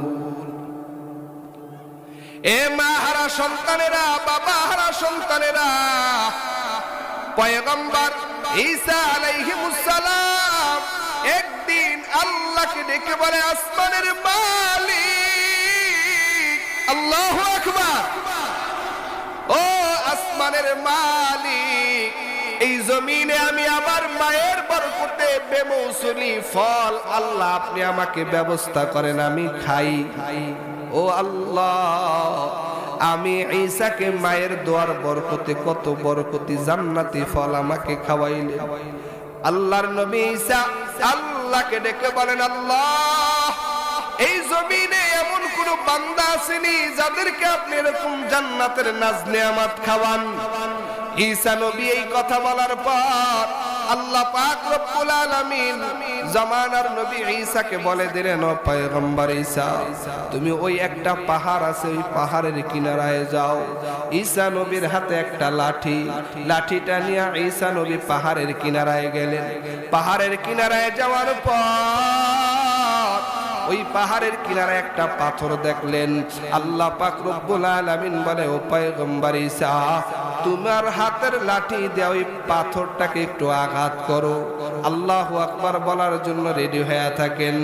ঈসা আলাইহিস সালাম এই হাতের লাঠি দিয়ে যখন পাহাড়ের পাদদেশের পাথরটাকে একটা আঘাত করলেন, সাথে সাথে পাথরটা দ্বিখণ্ডিত হয়ে গেল, আর ওই পাথরের মধ্য থেকে একজন মানুষ বের হয়ে আসছে। আর জোরে বলেন আল্লাহু আকবার। পাথরের মধ্য থেকে একজন মানুষ বের হয়ে আসছে। নবী ঈসা আলাইহিস সালাম বড় আশ্চর্য হয়ে গেলেন, ডাক দিয়া কয়, ভাই এই পাথরের ভিতরে তুমি কতদিন যাবত বসবাস করো? এই পাথর থেকে বের হওয়া মানুষটা বের হয়ে বলে, আসসালাতু ওয়াসসালামু আলাইকা ঈসা রূহুল্লাহ। ও পয়গম্বর ঈসা, আমি এই পাথরের ভিতরে একদিন আর 2 দিন না, দীর্ঘ 4000 বছর পর্যন্ত আমি পাথরের ভিতরে বসবাস করি। কত বছর? 4000 বছর পর্যন্ত আমি পাথরের ভিতরে বসবাস করি। ঈসা নবী বড় আশ্চর্য হয়ে গেল, কেমন করে তুমি 4000 বছর পর্যন্ত পাথরে বসবাস করো? এই জায়গায় তুমি কি খাও? কেমন করে তুমি এই জায়গায় আসছো? ঈসা নবীর বড় কৌতূহল জাগলো। ঈসা নবী পয়গম্বর প্রশ্ন করলেন, আর এই বৃদ্ধ লোকটি জবাব দিতেছেন, পয়গম্বর ঈসা, আমার মা এত বৃদ্ধা হয়ে গেছে, নিজে চলতে পারতো না। আমি আমার মায়ের সেবা করেছি, খেদমত করেছি। আমার বাবা বড় বৃদ্ধ হয়ে গেছে, আমি আমার বাবার সেবা করেছি, খেদমত করেছি। ওই মা বাবার খেদমত করার কারণে আমি আমার মা বাবার এমনটাই খেদমত করলাম, আমার মা খাইতে পারতো না, ছোট ছোট লোকমা দিয়ে আমি আমার মাকে খাওয়ায়া দিতাম। আমার মা চলতে পারতো না, আমি টুকরির ভিতরে মাকে নিয়ে চলতাম। আমার মায়ের পোশাকগুলো মা ধুইতে পারতেন না, আমি সন্তান পোশাকগুলো ধুয়ে মায়ের সেবা করতাম। যার কারণে আল্লাহ এত সম্মান দান করেছেন। ওই মা বাবা মৃত্যুর আগ মুহূর্তে আল্লাহর কাছে দোয়া করেছেন, আসমানের মালিক, আমার সন্তানকে এমন একটা জায়গায় রাখবেন যেই জায়গায় দুনিয়ার কোনো মানুষকে আপনি রাখেন নাই, সেই জায়গায় রাখবেন।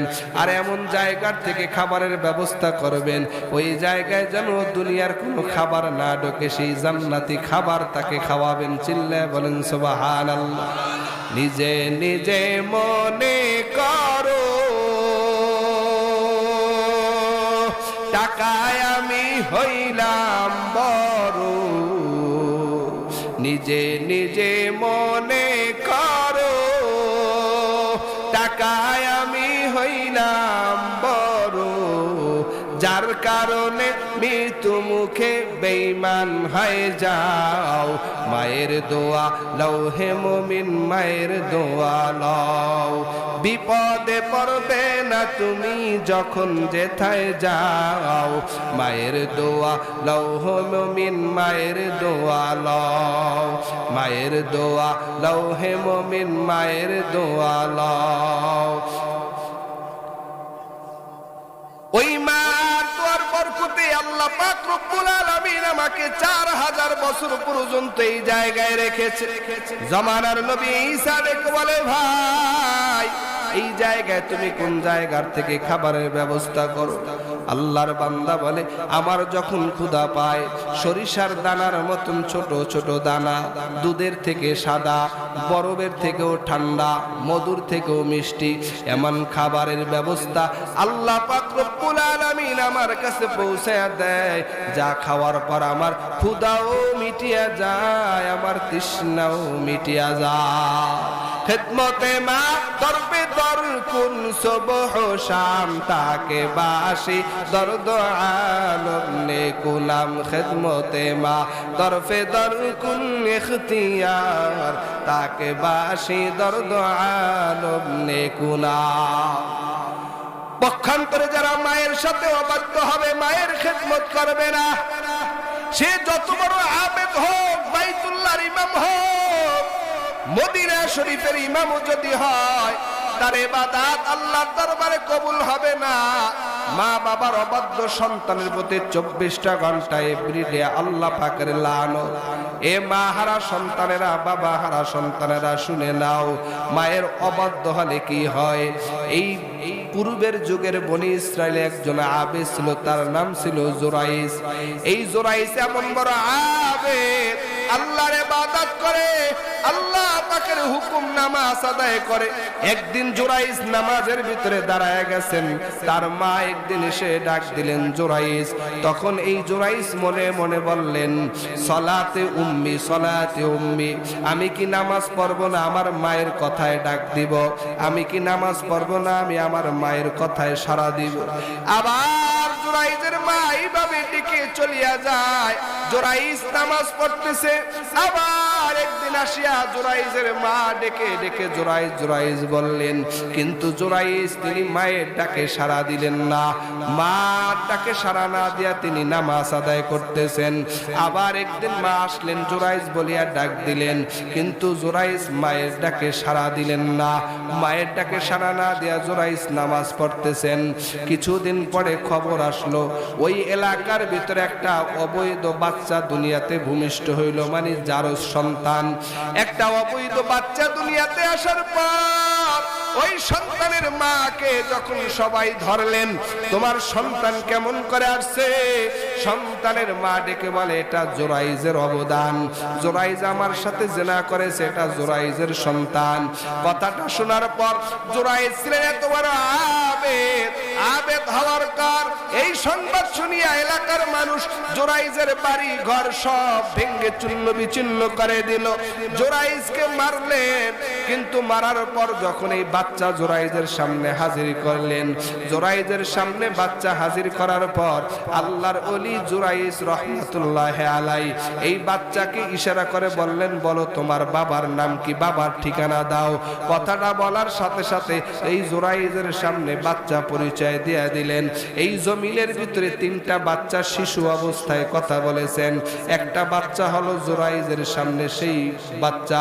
ওই বাচ্চা ডেকে বলে, আল্লাহর ওলি জোরাইজ, আমার যিনি পিতা তিনি হলেন একজন রাখাল, আমার মা একজন রাখালের সাথে মেলামেশা করেছে, আমি রাখালের সন্তান, আমি আপনার সন্তান না।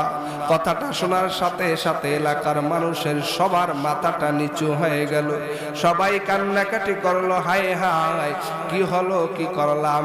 এসে বলে, আবেদ জোরাইস, আমরা আপনার ঘর সুন্দরভাবে আরো কারুকার্য করে উঠাইয়া দেই। বলে, না, আমার ঘর যেমন ছিল তেমনই তোমরা উঠাইয়া দাও। কিন্তু আল্লাহর ওলি জোরাইস কেন এই অবস্থা হলো জানেননি?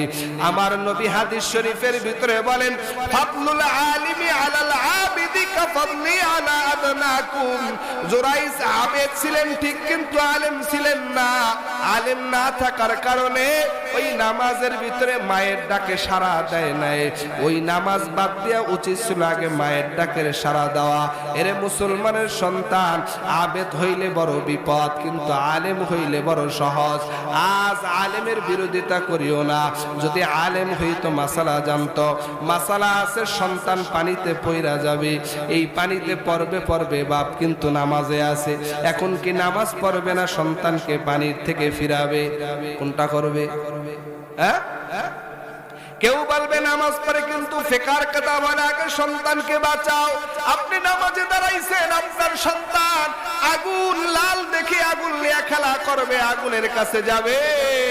এখন আপনার কি নামাজে পড়বেন না সন্তানকে আগুন থেকে বাঁচাবেন? যদি আলেম হয় এই জ্ঞান থাকবে না, আগে সন্তানকে, শিশু বাচ্চাকে আগুন থেকে বাঁচাই। ফাদলুল আলিমি আলাল আবিদি কাফাদলি আলা আদনাকুম।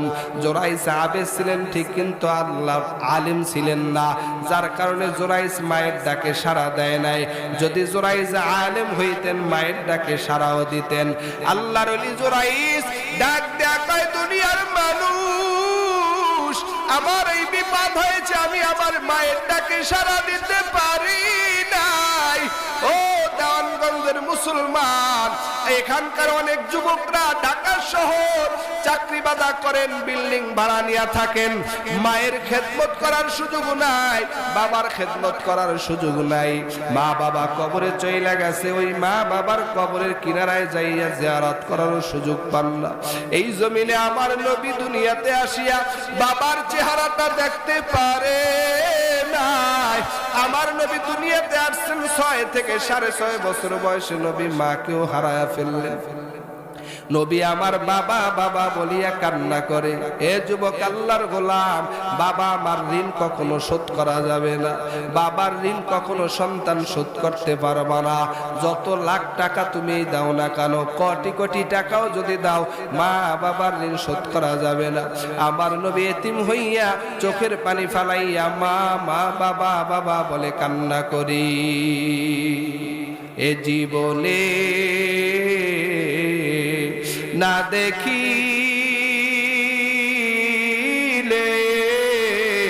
বাবার মুখ, 6 বছরে হারাইলেন মায়ের মুখ, 6 বছরে হারাইলেন মায়ের মুখে। জীবনে না দেখিলেন বাবার মুখ, 6 বছরে হারাইলেন মায়ের মুখ। আমার নবী রাহমাতুল লিল আলামিন ওই মসজিদে নববীর থেকে নামাজ আদায় করে বের হয়েছেন জান্নাতুল বাকি মসজিদে নববীর কিনারায়। ওই সময় জান্নাতুল বাকির চতুর্দিকে কোনো ওয়াল ছিল না, এখন তো ওয়াল দেওয়া হয়েছে। এ মা হারা সন্তানেরা, বাবা হারা সন্তানেরা, ওই মৃত্যু মাখা মা বাবার চেহারাটা কি মনে পড়ে না? সন্তান অন্তর বড় শক্ত হয়ে গেছে গুনাহের কারণে। গুনাহ মানুষের 5টা ক্ষতি করে, গুনাহ মানুষের 5টা ক্ষতি করে। গুনার কারণে আজ অন্তর নরম হয় না, চোখে পানি আসে না। আল্লাহর কথা শুনে, রসুলের কথা শুনে জাহান্নামের ভয় অন্তরে সঞ্চয় হয় না। আমার নবী মসজিদে নববীর থেকে বের হয়ে যখন জান্নাতুল বাকি কিনারা দিয়ে হাঁটতেছিলেন, এমন সময় তাকায়া দেখেন ওই জান্নাতুল বাকি গোরস্থানের ভিতরে একটা কবরের ভিতরে আগুন জ্বলতেছে।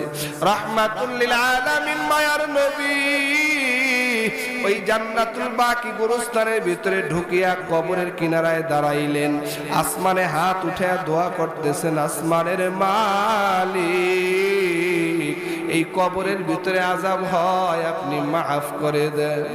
আল্লাহর নবী রাহমাতুল লিল আলামিন এই জমিনের ভিতরে যত নবী রাসূল আছেন সবাই হলো মুস্তাজাবুদ দাওয়া, দোয়া করার সাথে সাথে কবুল হয়ে যায়। এ যুবক আল্লাহর গোলাম, আমার নবী কবরের কিনারায় দাঁড়াইয়া দোয়া করতেছেন, কিন্তু দোয়া কবুল হয় না। নবী আমার চোখের পানি ফেলায় এইভাবে দোয়া করেন, করুণ সুরে ডাক দেয়, আল্লাহ এই কবরওয়ালার আযাবকে আপনি মাফ করিয়ে দেন। আল্লাহ পাক রব্বুল আলামিন আর আযাব আমি আল্লাহ মাফ করতে পারি না। আমার নবী ডাক দিয়া কয়, ও সাহাবায়ে কেরাম, এই মদিনা শহরে একটু খবর পৌঁছায়া দাও। মদিনা শহরে যখন খবর পৌঁছায়া দিলেন, হাজার হাজার মানুষ জান্নাতুল বাকি গোরস্থানের ভিতরে হাজির হয়ে গেছে। জান্নাতুল বাকি গোরস্থানে হাজির হওয়ার পর মায়ার নবী তাকায় দেখেন এই নতুন কবরের কিনারায় কেউ আসে না। ইন্দিমেন টাইমে নবী তাকায় দেখেন একজন বৃদ্ধা মহিলা লাঠিতে ভর দিয়া দিয়া দিয়া দিয়া নতুন কবরের কিনারায় আসছে। আমার নবী এই বৃদ্ধা মাকে ডেকে বলে, বৃদ্ধা মা, এই কবরওয়ালা তোমার কি হয়? বিদ্যা মা ডেকে বলে পয়গম্বর এই কবরওয়ালা হলো আমার কলিজার টুকরা নার সেরা সন্তান। নবী ডেকে বলে বিদ্যা মা তোমার সন্তানের কবরে আযাব হইতেছে। কথাটা শোনার সাথে সাথে বিদ্যা মা বলল ও পয়গম্বর আমার সন্তানের কবরে আযাব হয় আমার বড় ভালোই লাগতেছে, আমি বড় খুশি হয়েছি। সন্তানের কবরে আযাব, ও মা আপনি খুশি হয়েছেন বুঝলাম না। বিদ্যা মা ডেকে বলে পয়গম্বর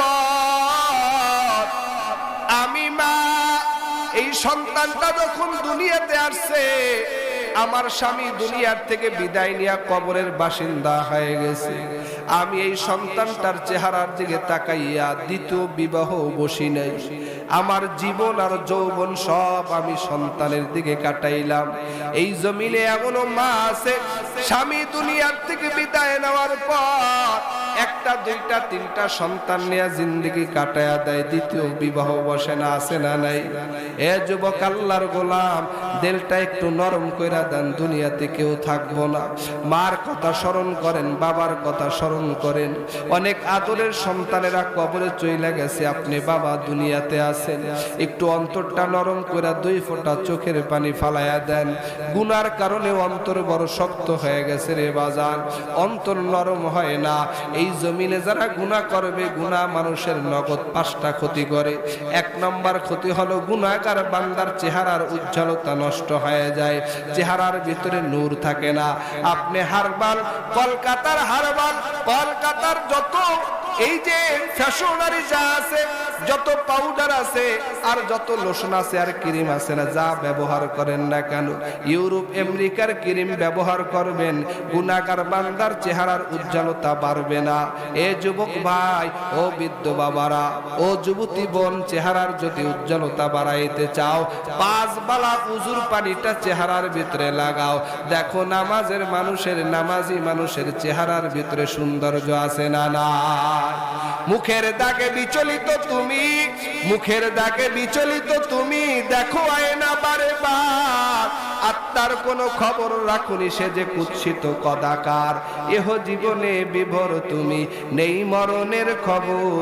তুমি যে ভাই নামে মুসলিম, কাজে ইবলিশের দোসর।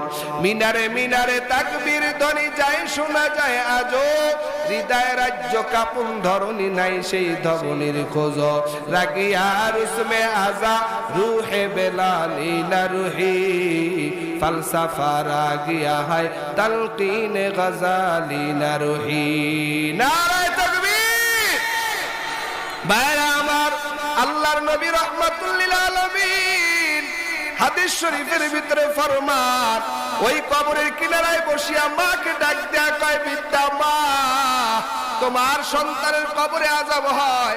আর মা সন্তানের বিবরণ পয়গম্বরের সামনে দেয়, ডাক দেয়া কয় পয়গম্বর আমি আমার এই সন্তানটা লালন পালন করলাম, আমার সন্তানটা লালন পালন করিয়া বিবাহ শাদী করাইলাম। সন্তান বড় হলো, বিবাহ শাদী করলো, কিন্তু দেখা যায় আমার সন্তানটা বিয়ে করার পর একদিন আমি মাকে আসিয়া এমন থ্রেট মারলেন। আমি মা ডেকে বললাম সন্তান আমি মা তোমার চেহারার দিকে তাকাইয়া দ্বিতীয় বিবাহ বসি নাই, রাতকে রাত মনে করি নাই, দিনকে দিন মনে করি নাই। কত কষ্ট করে আমি মা তোমাকে লালন পালন করেছি।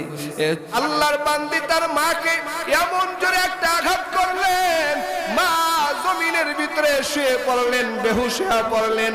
এমনকি মায়ের মেরুদণ্ডের হাড্ডি ভেঙে যায়।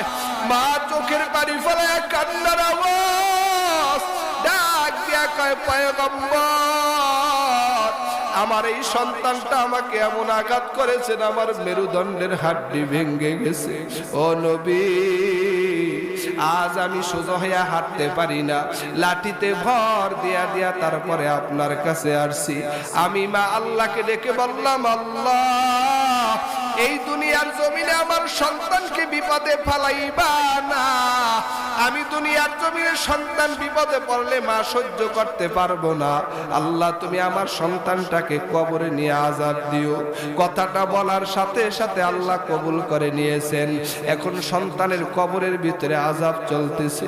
আল্লাহর নবী রাহমাতুল লিল আলামিন আল্লাহকে ডেকে বললেন, আসমানের মালিক আল্লাহ, আপনার এই বান্দির চোখের নজরটা কবরে দিয়া তার চোখের নজরে কবরের আযাবটা দেখায়া দেন।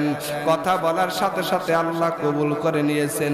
অমনি এই মা যখন সন্তানের কবরের দিকে নজর করলেন, তাকায়া দেখেন সন্তানের কবরে আযাব হইতেছে।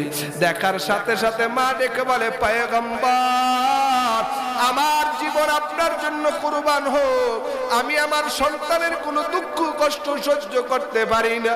ও নবী, আমি আমার সন্তানকে মাফ করে দিলাম, আপনি দোয়া করেন আল্লাহ যেন ক্ষমা করে দেয়। এ যুবক আল্লাহর গোলাম, মা ক্ষমা করার পরে তারপরে কবরের আযাবটা বন্ধ হয়ে গেছে। এ মা হারা সন্তানেরা, বাবা হারা সন্তানেরা, ও পর্দার আলের মা বোনেরা, যারা বউ হইয়া স্বামীর ঘরে আসছো, তোমার স্বামীকে শ্বশুর শাশুড়ির থেকে আলাদা করবা না।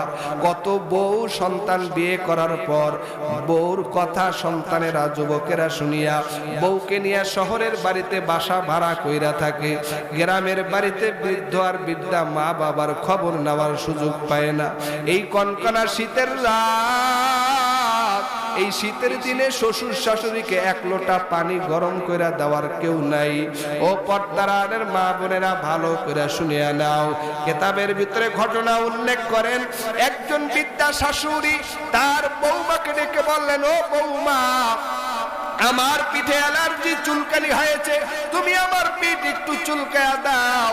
কথা বলার সাথে সাথে স্মার্ট বৌমা তার শাশুড়ির পিঠ চুলকাইতে যায়, কিন্তু হাত দ্বারা চুলকায় না, মনে করে এই চুলকানি না আবার শরীরে এসে যায়। এই কারণে পায়ের জুতা খুলিয়া তারপরে শাশুড়ির পিঠটা চুলকায়া দিলেন। আর শাশুড়ি চোখের পানি ফালাইয়া আসমানের মালিককে বলে, আসমানের মালিক, আমার বৌমা আমার পিঠ জুতা দ্বারা চুলকায়া দেয়, আয় আল্লাহ তুমি আমার বউকে একটা উত্তম শিক্ষা দিয়া তারপরে দুনিয়ার থেকে বিদায় করবা। আল্লাহর বান্দি শাশুড়ি দোয়া কবুল হয়ে গেছে। এই শাশুড়ি দুনিয়ার থেকে বিদায় নিলেন। এই বৌমা একদিন শাশুড়ি হইলেন, তার সন্তান বিয়া করাইলেন। বিবাহ করানোর পরে তার বৌমা ঘরের ভিতরে আসছে। এই বৌমার শরীরে আবার চুলকানি হয়েছে। তিনি তার বৌমাকে ডেকে বললেন, বৌমা, তুমি আমার পিঠে একটু চুলকায়া দাও। এই বৌমা ছিল বড় দিনদার, কোরআন পড়নেওয়ালা মহিলা, মহিলা মাদ্রাসার ছাত্রী, ইলমে দিন শিক্ষা করা একজন দিনদার মহিলা। এই মেয়েটা যখন তার শাশুড়ির পিঠ চুলকাইতে যায় হাত দ্বারা, যতবার হাতটা পিঠের কাছে নেয়, হাত ততবার অটোমেটিক জুতার কাছে, পায়ের কাছে চলে আসে। এখন বৌমায় ডাক দিয়া কয়, আম্মা জান, আমি আমার হাত দ্বারা আপনার পিঠ চুলকাইবার চাই, কিন্তু যতবার আমার হাত আপনার পিঠের দিকে নেই, ততবার হাত অটোমেটিক আমার জুতার কাছে চলে আসে। কথা বলার সাথে সাথে শাশুড়ি আম্মা ডাক দেয়া কয়, ও বৌমা, এই দোষটা তো আর তোমার না, এই দোষটা আমার। কারণ আমি আমার শাশুড়িকে হাত দ্বারা চুলকায়া দেই নাই, জুতা দ্বারা চুলকায়া দিয়েছিলাম। এই কারণে তোমার হাত বারবার জুতার কাছে চইলা যায়। যেইসা করদান ওইসা বরদান, না মানে তো করকে দেখ। জান্নাত বিহায় জাহান্নাম বিহায়, না মানে তো মরকে দেখ। কর্ম যেমন ফল তেমন, বিশ্বাস না হয় কইরা দেখো। বেহেশত আছে দোজক আছে, বিশ্বাস না হয় মইরা দেখো। আওয়াজ করে বলবেন, সব কিছু আছে না নাই? সব কিছু আছে না নাই? এই জন্য পর্দার আলের মা বোনেরা, শ্বশুর শাশুড়ির সাথে খারাপ আচরণ করবেন না। শ্বশুর শাশুড়ির সেবা করবেন, খেদমত করবেন, স্বামীর খেদমত করবেন, স্বামীর সেবা করবেন, স্বামীর সম্পদের হেফাজত করবেন, নিজের লজ্জা স্থানের হেফাজত করবেন। এ যুবক আল্লাহর গোলাম, এই জমিনের ভিতরে মা বাবার চাইতে আপনার কাউকে পাইবা না। একটা ঘটনা শোনায়া দেই। এই 2-3 বছর আগে আমি ঠাকুরগাঁয় রানী শঙ্কর মাহফিলে গিয়েছিলাম। বিমানবন্দর সৈয়দপুরে যখন নামলাম, ওখান থেকে গাড়ি যুগে যেই বাসার ভিতরে আমাকে রাখা হয়েছিল, ওই বাসার ভিতরে যাওয়ার পর আমার সামনে 2টা বাচ্চা আসছে। একটা বাচ্চার বয়স হলো 5 বছর, আর এক বাচ্চার বয়স 7 বছর। 30-32 বছরের একজন নওজোয়ান যুবক আমাকে মেহমানদারি করাইতেছেন। কিন্তু তাকায় দেখি বাচ্চা 2টায় চায়ের কাপ ফালায়া দিলেন, একটা কাচের গ্লাসটা ভেঙে ফেললো। আমি ডাক দিয়া বললাম, ভাইজান, ছোট ছোট বাচ্চাদেরকে একটু ভিতরে দিয়া দেন। কথাটা বলার সাথে সাথে 30-32 বছরের যুবকটা হাউমাউ করিয়া কান্নার আওয়াজ, ডাক দিয়া কয়, হুজুর, এই বাচ্চা 2টা ভিতরে কার কাছে দিব? কারণ ওর যে মা নাই, এই বাচ্চা 2টা বড় এতিম। ওর মা বড় আশা করেছেন এই মাহফিলের মেহমানদেরকে, আলেম ওলামাদেরকে মেহমানদারি করাইবেন। এই ওর মা বড় দিনদার মহিলা ছিল। আজ থেকে 15 দিন পূর্বে সে অন্ধকার কবরের বাসিন্দা হয়ে গেছে। হুজুর, এই বাচ্চা 2টা আমি কার কাছে দিব, কোথায় নিয়ে যাব? এই বাচ্চা 2টা তো আমার। ওর মা তো 15 দিন হয় কবরে চলে গেছে, কিন্তু আমি বাবা আজকে 15টা রাত্র পর্যন্ত ঘুম যাইতে পারি না। কথাটা বলার পর এই যুবক মানুষ আমার হাতটা ধরিয়া বেডরুমের দিকে নিয়ে গেলেন। আমি বেডরুমে যাওয়ার পর তাকায় দেখি বেডরুমের ভিতরে চকলেটের অভাব নাই, বেডরুমের ভিতরে চিপসের প্যাকেটের অভাব নাই, জুসের বোতলের অভাব নাই। আমি বললাম, ভাইজান, এত মজা সজা কেন? ডাক দিয়া চোখের পানি ফালাইয়া কান্নার আওয়াজ। যুবক বলে, হুজুর, আজকে 15টা রাত্র পর্যন্ত আমি বাবা ঘুম যাইতে পারি না। এই ছোট বাচ্চাদেরকে নিয়ে যখন রাতের গভীরে ঘুম যায়, বাচ্চার ঘুম ভাঙা যাওয়ার পর বাচ্চা 2টা ডাক দিয়া কয়, আব্বু, আমার মা কই? আমার মাকে আনিয়া দাও। কিন্তু হুজুর, এই বাচ্চা মা মা বলিয়া কান্না করে। আমি বাচ্চা 2টা কোথায় পাবো, কোন জায়গার থেকে ওর মাকে আইনা দিব?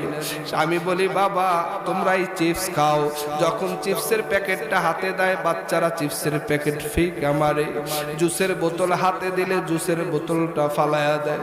ওই বাচ্চা 2টা ডাক দেয়, কয়, আব্বু, আমরা চিপস খাইবো না, তুমি আমার মাকে আইনা দাও। আব্বু, তুমি বড় পচা হয়ে গেছো, মাকে কোথায় লুকায় রাখছো, মাকে আইনা দাও।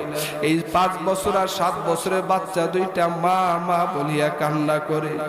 একবারে কনকনা শীত, হিমালয় পর্বতের কিনারায় সেই ঠাকুরগাঁয় ওই বান্দা শরীরের থেকে পোশাকটা খুলিয়া ফালাইলেন।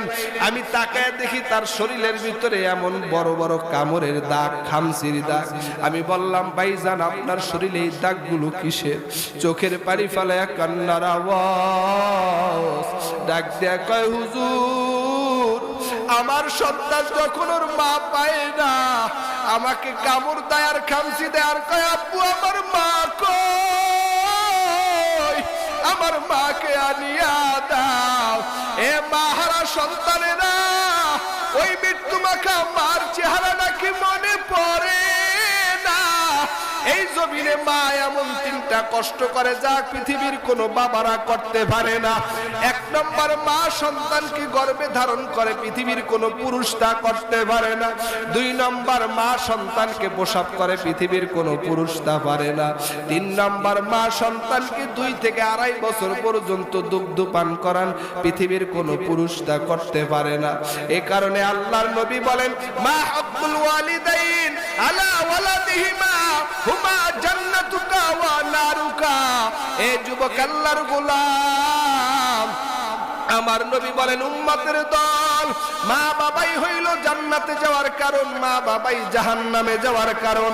মা বাবাই যদি খুশি হয় জান্নাতে যাবা, মা বাবাই বেজার হলে জান্নাতে যাবা। আল জান্নাতু তাহতা আকদামিল উম্মাহাত, কারণ মা বাবার পায়ের তলে সন্তান তোমার জন্য জান্নাত রেখে দেওয়া হয়েছে। ডাক দিয়া যুবক ভাই বলে হুজুর, রাত এইভাবে যখন পার হয় আমি বাবায় ঘুম যাইতে পারি না। রাতটা যখন শেষ হয়ে সকাল হয়, আমার বাচ্চা দুইটা সকাল বেলা ঘুম থেকে বের হইয়া, রুম থেকে বের হইয়া দৌড়ে তার মার কবরের কিনারায় যায়। মার কবরের কিনারায় যায় ডাক দেয়, মা। রাতের বেলা আব্বুকে বলেছিলাম তোমাকে নেওয়ার জন্য, নেই নাই রে মা। ও মা, আজ তোমার কবরের কিনারায় তোমার কাছে হাজির হয়েছি, মা ডাকে সাড়া দাও। এই 7 বছরের 5 বছরের বাচ্চা দুইটা কবরের কিনারায় মা মা বলে চিল্লাইতে থাকে। ওই কবর থেকে দৌড়ে আসিয়া দাদার কোলে ওঠে আর কয়, দাদা ভাই। মাকে ডাক দেই, মা ডাকে সাড়া দেয় না। আবার দৌড়ে আমার কবরের কিনারায় যায়, কয় মা তুমি কি পচা হয়ে গেছো রে মা, তুমি কেন আমাদের ডাকে সাড়া দাও না? এই 5 বছরের 7 বছরের বাচ্চা দুইটা মা মা করিয়া ডাকে, কিন্তু মার জবাব না পাইয়া দৌড়ে আবার দাদুর কোলে উঠে আসিয়া কয়, দাদু ওই মায়ের ডাকতেছি, মাই পচা, মা ডাকে সাড়া দেয় না। দাদু চোখের পানি ফেলায় কান্না করে, দাদায় কাঁদে। আবার বাচ্চারা দৌড়ে আবার সেই মায়ের কবরের কিনারায় যায়। কবরের কিনারায় যায় বাঁশ লড়ায় আর কয়, মা তুমি বড় পচা হয়ে গেছো, তুমি কি আমাদের ডাকে সাড়া দিবা না? ও মা তুমি কি সকালের নাস্তা খাবার খাওয়াইবা না? এরে যুবক আল্লাহ গোলাম, মা যে কত বড় নিয়ামত, যে মা হারাইছে সে ছাড়া কেউ বুঝবে না রে ভাই। আল্লাহর বান্দা, এই ছোট্ট বাচ্চা দুইটা দৌড়ে আসিয়া আবার বাবার কোলে উঠে কয়, বাবা। মায়েরে ডাকি, মায় ডাকে সাড়া দেয় না। বাবাই ডাক দিয়া কয়, সন্তান তোমার মা এমন ঘুম ঘুমাইছে, আর কোনদিন ঘুম ভাঙবে না, তোমাদের ডাকে সাড়াও দিবে না। যুবক চোখের পানি ফেলায়া কান্না করে আর কয়, হুজুর এলাকার এমন কোন মানুষ নাই এদের দেখা না কান্না করে। ওই কবরের কিনারায় যার আর এরকম ছটফট ছটফট করতেছে। ও মা হারা সন্তানেরা, ও বাবা হারা সন্তানেরা, ওই মা বাবার কবরের কিনারায় সপ্তাহে একদিন যাইও। শুক্রবার জুমার দিন মা বাবার কবরের কিনারায় যে বলিও, রব্বির হামহুমা কামা রব্বায়ানি সগীরা। কারণ নবীর কলিজার টুকরা মেয়ে ফাতেমা একদিন সকালবেলা এরকম মস্কের ভিতরে পানি নিয়ে গরম করতেছে, আটা খামিরা কইরা আটা বানানোর জন্য ফিকির করতেছে। এমন সময় হযরত আলী ঘরের ভিতরে আসছে, আসিয়া কয়, রে ফাতেমা তুমি তো এত তাড়াতাড়ি বিছানা থেকে নামাজের মুসাল্লা ত্যাগ করো না। হযরত ফাতেমা রাদিয়াল্লাহু তাআলা আনহু দৈনন্দিন রুটিন হলো তিনি ফজরের নামাজ পড়ে মুসাল্লায় বসিয়া থাকতেন, এরপরে তাসবিহ তাহলিল শেষ করিয়া ইশরাক নামাজ পড়িয়া বিছানার থেকে উঠতেন। এই অবস্থা প্রতিনিয়তই করতেন। কিন্তু ফাতেমা আজকে ভিন্ন। ফাতেমা আজকে ইশরাক নামাজ না পড়িয়া মস্কের ভিতরে পানি গরম করতেছেন, আটার খামিরা তৈরি করেছে। আলী বলে, কেন তুমি এরকমটা করলা? হাসান হুসাইন চোখের পানি ফেলায়া কান্না করে আর বলে, মা কেন তুমি আজকে এগুলো করতেছো রে মা? আল্লাহর নবীর কলিজার টুকরা মেয়ে ফাতেমা সাইয়্যিদাতুন নিসা আহলিল জান্নাহ। এ যুবক, জান্নাতের রমণীর সরদারনি হলেন নবীর মেয়ে ফাতিমা। ওই ফাতিমা ডাক দিয়া কয়, ও হাসান হুসাইন, আমি মায়ের কাছে কিছু জিজ্ঞেস করবা না, তোমরা তোমার নানাজির কাছে জিজ্ঞেস করো। আল্লাহু আকবার। তোমরা তোমার নানাজির কাছে জিজ্ঞেস করো। হযরত হাসান এবং হুসাইন দৌড়ায়া জিন্দা নবী রহমতের নবী আমার দয়াল নবীর রওজায় আথারে হাজির হইয়া ডাক দিতেন ইয়া রাসূলুল্লাহ ইয়া হাবিবাল্লাহ ও নানাজি আমার মা আপনার কাছে পাঠাইছেন একটু বলে দেন। মায়ের কথা উত্তর না দেয়া নানাজির কাছ থেকে হাসান হুসাইন উত্তর নিতেন। কে সেই হাসান হুসাইন?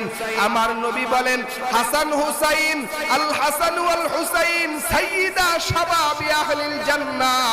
এ নওজোয়ান যুবক ভাই, যুবকদের সর্দার হইল হাসান হুসাইন আর মুরব্বীদের সর্দার হইল হযরত আবু বকর আর ওমর। কারণ হযরত আবু বকর আমার নবীর থেকে প্রায় 5 বছরের ছোট, আর হযরত ওমর হলেন পয়গম্বর থেকে 12 বছরের ছোট। এ নবীর উম্মতের দল ওই হাসান হুসাইন চোখের পানি ফেলায়া কান্নার আওয়াজ। হযরত আলী ডেকে বলে ফাতিমা কেন তুমি মশকেতে পানি গরম করো, কেন রুটি বানাও? ফাতেমা ডাক দিয়া কয় ও আমার স্বামী আলী, আজ রাতের বেলা আমি আমার বাবাকে স্বপ্নে দেখলাম। আমার বাবাই বলেছেন ফাতিমা সন্ধ্যার সময় ও ফাতিমা সিহরি খাবা তোমার স্বামী আলীর সাথে আর ইফতারি করবা আমি নবীর সাথে।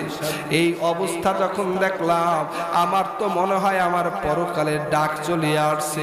তবে স্বামী আমার আপনার কাছে কয়েকটা দাবি রাইখা যায়। 1 নম্বর দাবি হলো স্বামী আমার যখন মৃত্যু হয়ে যাবে দেরি করবেন না, আমাকে দ্রুত রাতের বেলায় দাফন কাজ শেষ করে দিবেন।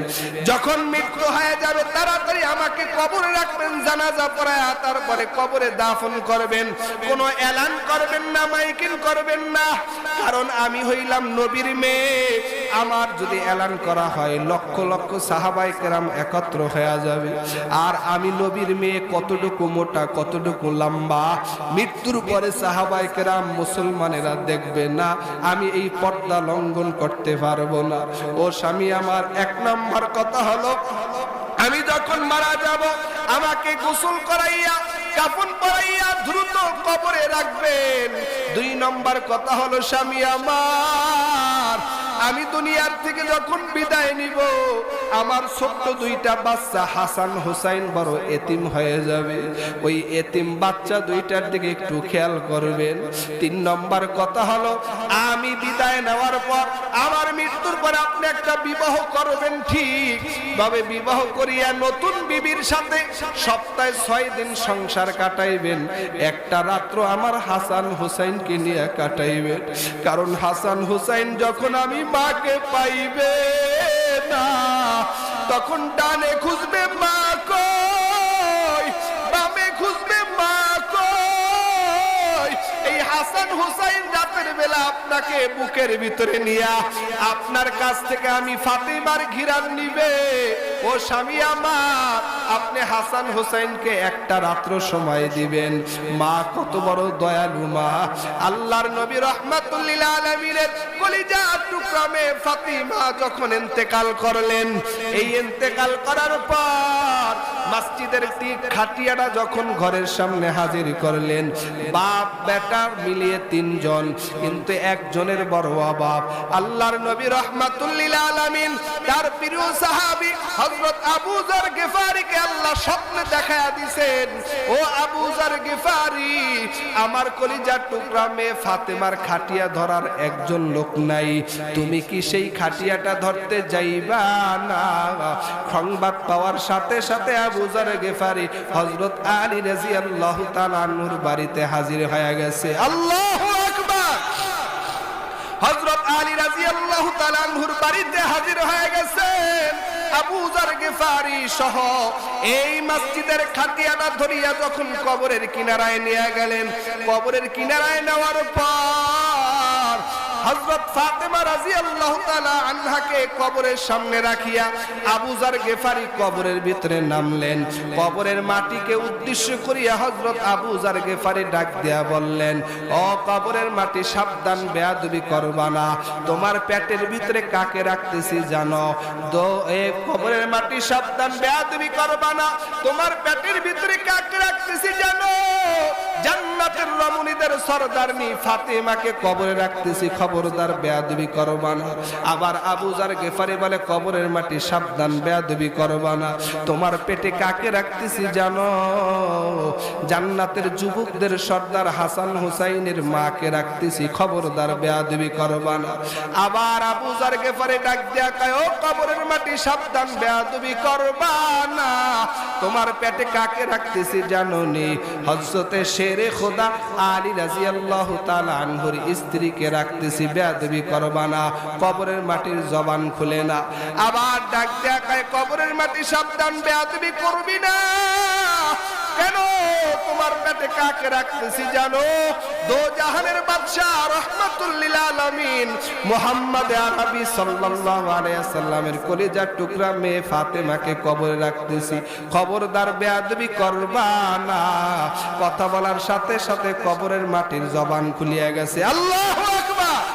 কবরের মাটি ডাক দেয়া কয়, আবু যর, এই কবরের ভিতরে আবু মুহাম্মদের নবীর পরিচয় চলবে না, আলীর পরিচয় চলবে না, হাসান হুসাইনের পরিচয় চলবে না। এই কবরের ভিতরে জান্নাতি রমণীদের সরদারনির পরিচয় চলবে না। যারা এই কবরের ভিতরে ভালো আমল নিয়ে আসবা, কবর তাদের সাথে ভালো ব্যবহার করবে। আর যদি গুনাহ নিয়ে কবরে যাও, কবর তোমাদের সাথে খারাপ আচরণ করবে। ও দেওয়ানগঞ্জের মুসলমান, ও চুনারহাটির মুসলমান, কবরের ভিতরে যাইবা কি নিয়ে রওনা করছো? কবরের ভিতরে যদি নেক আমল নিয়ে না যাও, কবর এমন জোরে একটা চাপ মারবে গো, এক পাজরের হাড্ডি অন্য পাজরের সাথে মিলিয়া যাবে। ওই কবর এত ভয়ঙ্কর। নবীর কাছে হযরতে আল্লাহর নবীর প্রিয় সাহাবী হযরতে আব্দুল্লাহ ইবনে সালাম রাদিয়াল্লাহু তাআলা আনহু নবীকে বলে, ও পয়গম্বর, কবরের কাছে কোনো ফেরেশতা হাজির হবে নি। আল্লাহর নবী বলেন, ও আব্দুল্লাহ ইবনে সালাম, কবরের ভিতরে একজন ফেরেশতা আসিয়া তোমাকে জাগাবে। ওই ফেরেশতা আসিয়া বলবে, হে মৃত্যু ব্যক্তি, তুমি তোমার আমল নামাটা একটু লেখা আমাকে পেশ করো। কবরেওয়ালা বলবে, আমি কিভাবে আমল নামা লিখবো?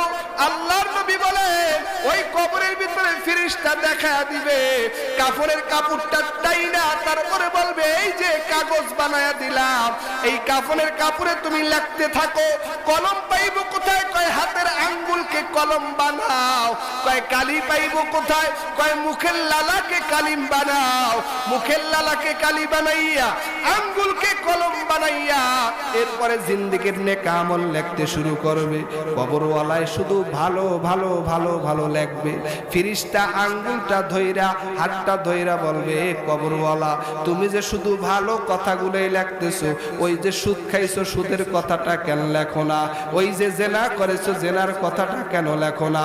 ওই যে মালের ভিতরে ভেজাল দিয়েছো, ভেজালের কথাটা কেন লেখো না? ওই যে তুমি অন্যের দুশ্চর্চা করছো, গীবাত করছো, তার কথাটা কেন লেখো না? ওই যে আলেমের সমালোচনা করছো, আলেমের বিরুদ্ধে আচরণ করছো, ওই কথাটা কেন লেখো না? এই যে একজনের মাল ঠগায় খাইলা, ওই কথাটা কেন লেখো না? একজনের জমিন ঠেইলা তুমি আরেকজনের ভিতরে ঢুকাইয়া দিছো, সেই কথাটা কেন লেখো না? গোপনে গুনাহ করছো, ওই কথাটা কেন লেখো না?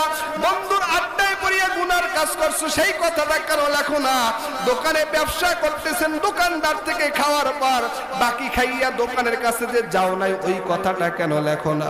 এরে বাবা, দুনিয়ার ভিতরে ফাঁকি ঝুঁকি চলবে, কবরের ভিতরে ফাঁকি ঝুঁকি চলবে না।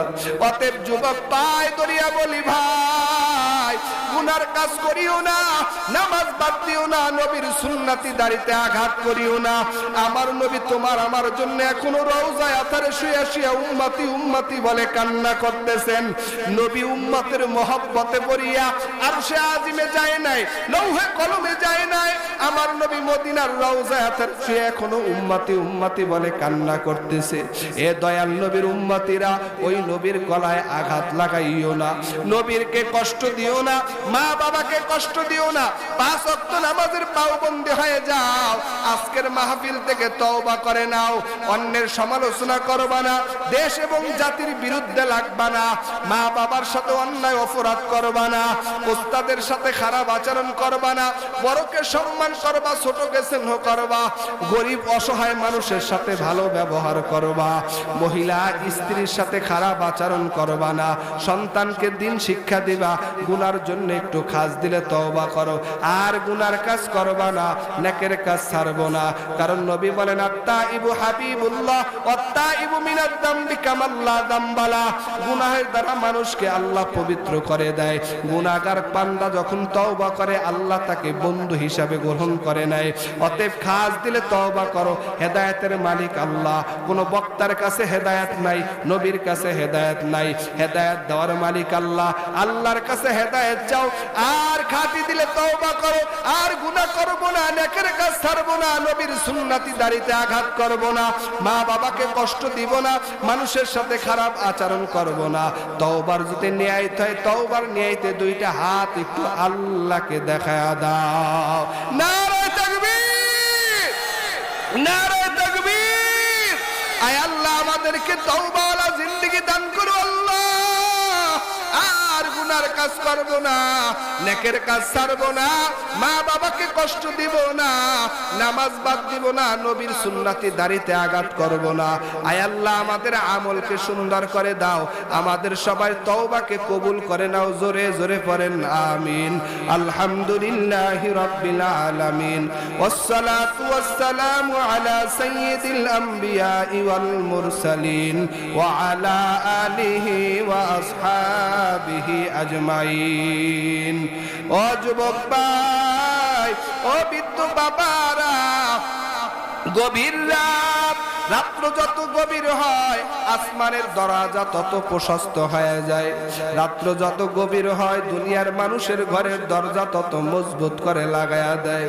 মাইকের আওয়াজ যায়, ও পর্দার আড়ালের মা বোনেরা, দুইটি হাত মাওলার দরবারে উঠাইয়া 2 ফোঁটা চোখের পানি ফালাইয়া আল্লাহর দরবারে একটু কান্না করেন। কান্না যদি না আসে মনটারে বুঝান, ওরে মন, একদিন নতুন বউ হইয়া লাল বেনারসি শাড়ি পরিয়া স্বামীর ঘরে আসছো। কত মানুষ শরবত খাওয়াইছে, কত মানুষ মিষ্টি মিষ্টি কথা বলছে। এমন একদিন সময় আসবে রে মা, মরা লাশ হইয়া ঘর হইতে বের হবেন। সন্তান মা মা করে কান্না করবে, সন্তানের কান্নার জবাব দিতে পারবা না রে মা। ও যুবক ভাই, বৃদ্ধ বাবারা, 2 ফোঁটা চোখের পানি ফেলাইয়া আল্লাহর দরবারে কান্না করো। কান্না যদি না আসে মনটারে বুঝাও, ওরে মন, নিষ্পাপ অবস্থায় আল্লাহ দুনিয়াতে পাঠাইছেন।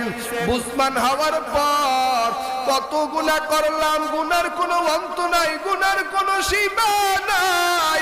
তোমার আমার গুনার খবর দুনিয়ার মানুষ জানে না, মা বাবার গুনার খবর সন্তান জানে না, সন্তানের গুনার খবর মা বাবায় জানে না, ইমামের গুনার খবর মুক্তাদি জানে না, মুক্তাদির গুনার খবর ইমাম জানে না। আহকামুল হাকিমিন আল্লাহ সবার গুনার খবর জানেন। ও দয়ার মালিক, ওই কিয়ামতের ময়দানে গোপন গুনাহগুলো দেখাইয়া লজ্জা দিবেন। আয় আল্লাহ, আপনি আমাদের গুনাহকে যেইভাবে গোপন রেখেছেন, এই গোপনের মাধ্যমে চিরদিনের জন্য ক্ষমা করে দেন আল্লাহ। ও দয়ার মালিক, গভীর রাত, এখন মোনাজাত শেষ হয়ে যাবে, মানুষগুলো যার যার বাড়ির কিনারায় চলিয়া যাবে। কেউ বাড়ির কিনারায় যাইয়া মা বলিয়া ডাক দিবে, মা ঘরের দরজাটা খুলিয়া দিবে, কেউ বাবা বলে ডাক দিবে, বাবা ঘরের দরজাটা খুলিয়া দিবে। এই জায়গায় এমন মানুষ আছে অনেকের মা নাই, অনেকের বাবা নাই।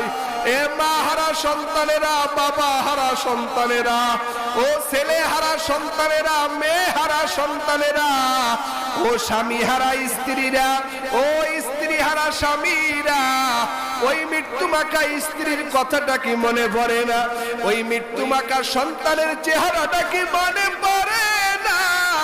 ওই মৃত্যুমাখা মা বাবার চেহারাটা কি মনে পড়ে না? মা বাবাই কবর থেকে ডেকে ডেকে বলেন, আদরের সন্তান, আজকে যেই বাড়ির ভিতরে ঘুমাও ওই বাড়ির মালিক আমি একদিন ছিলাম। আজকে যেই জমিনের ফসল খাও ওই জমিনের মালিক আমি একদিন ছিলাম। 3 টুকরা 5 টুকরা মার্কিন কাপড়ের কাপড় পেঁচা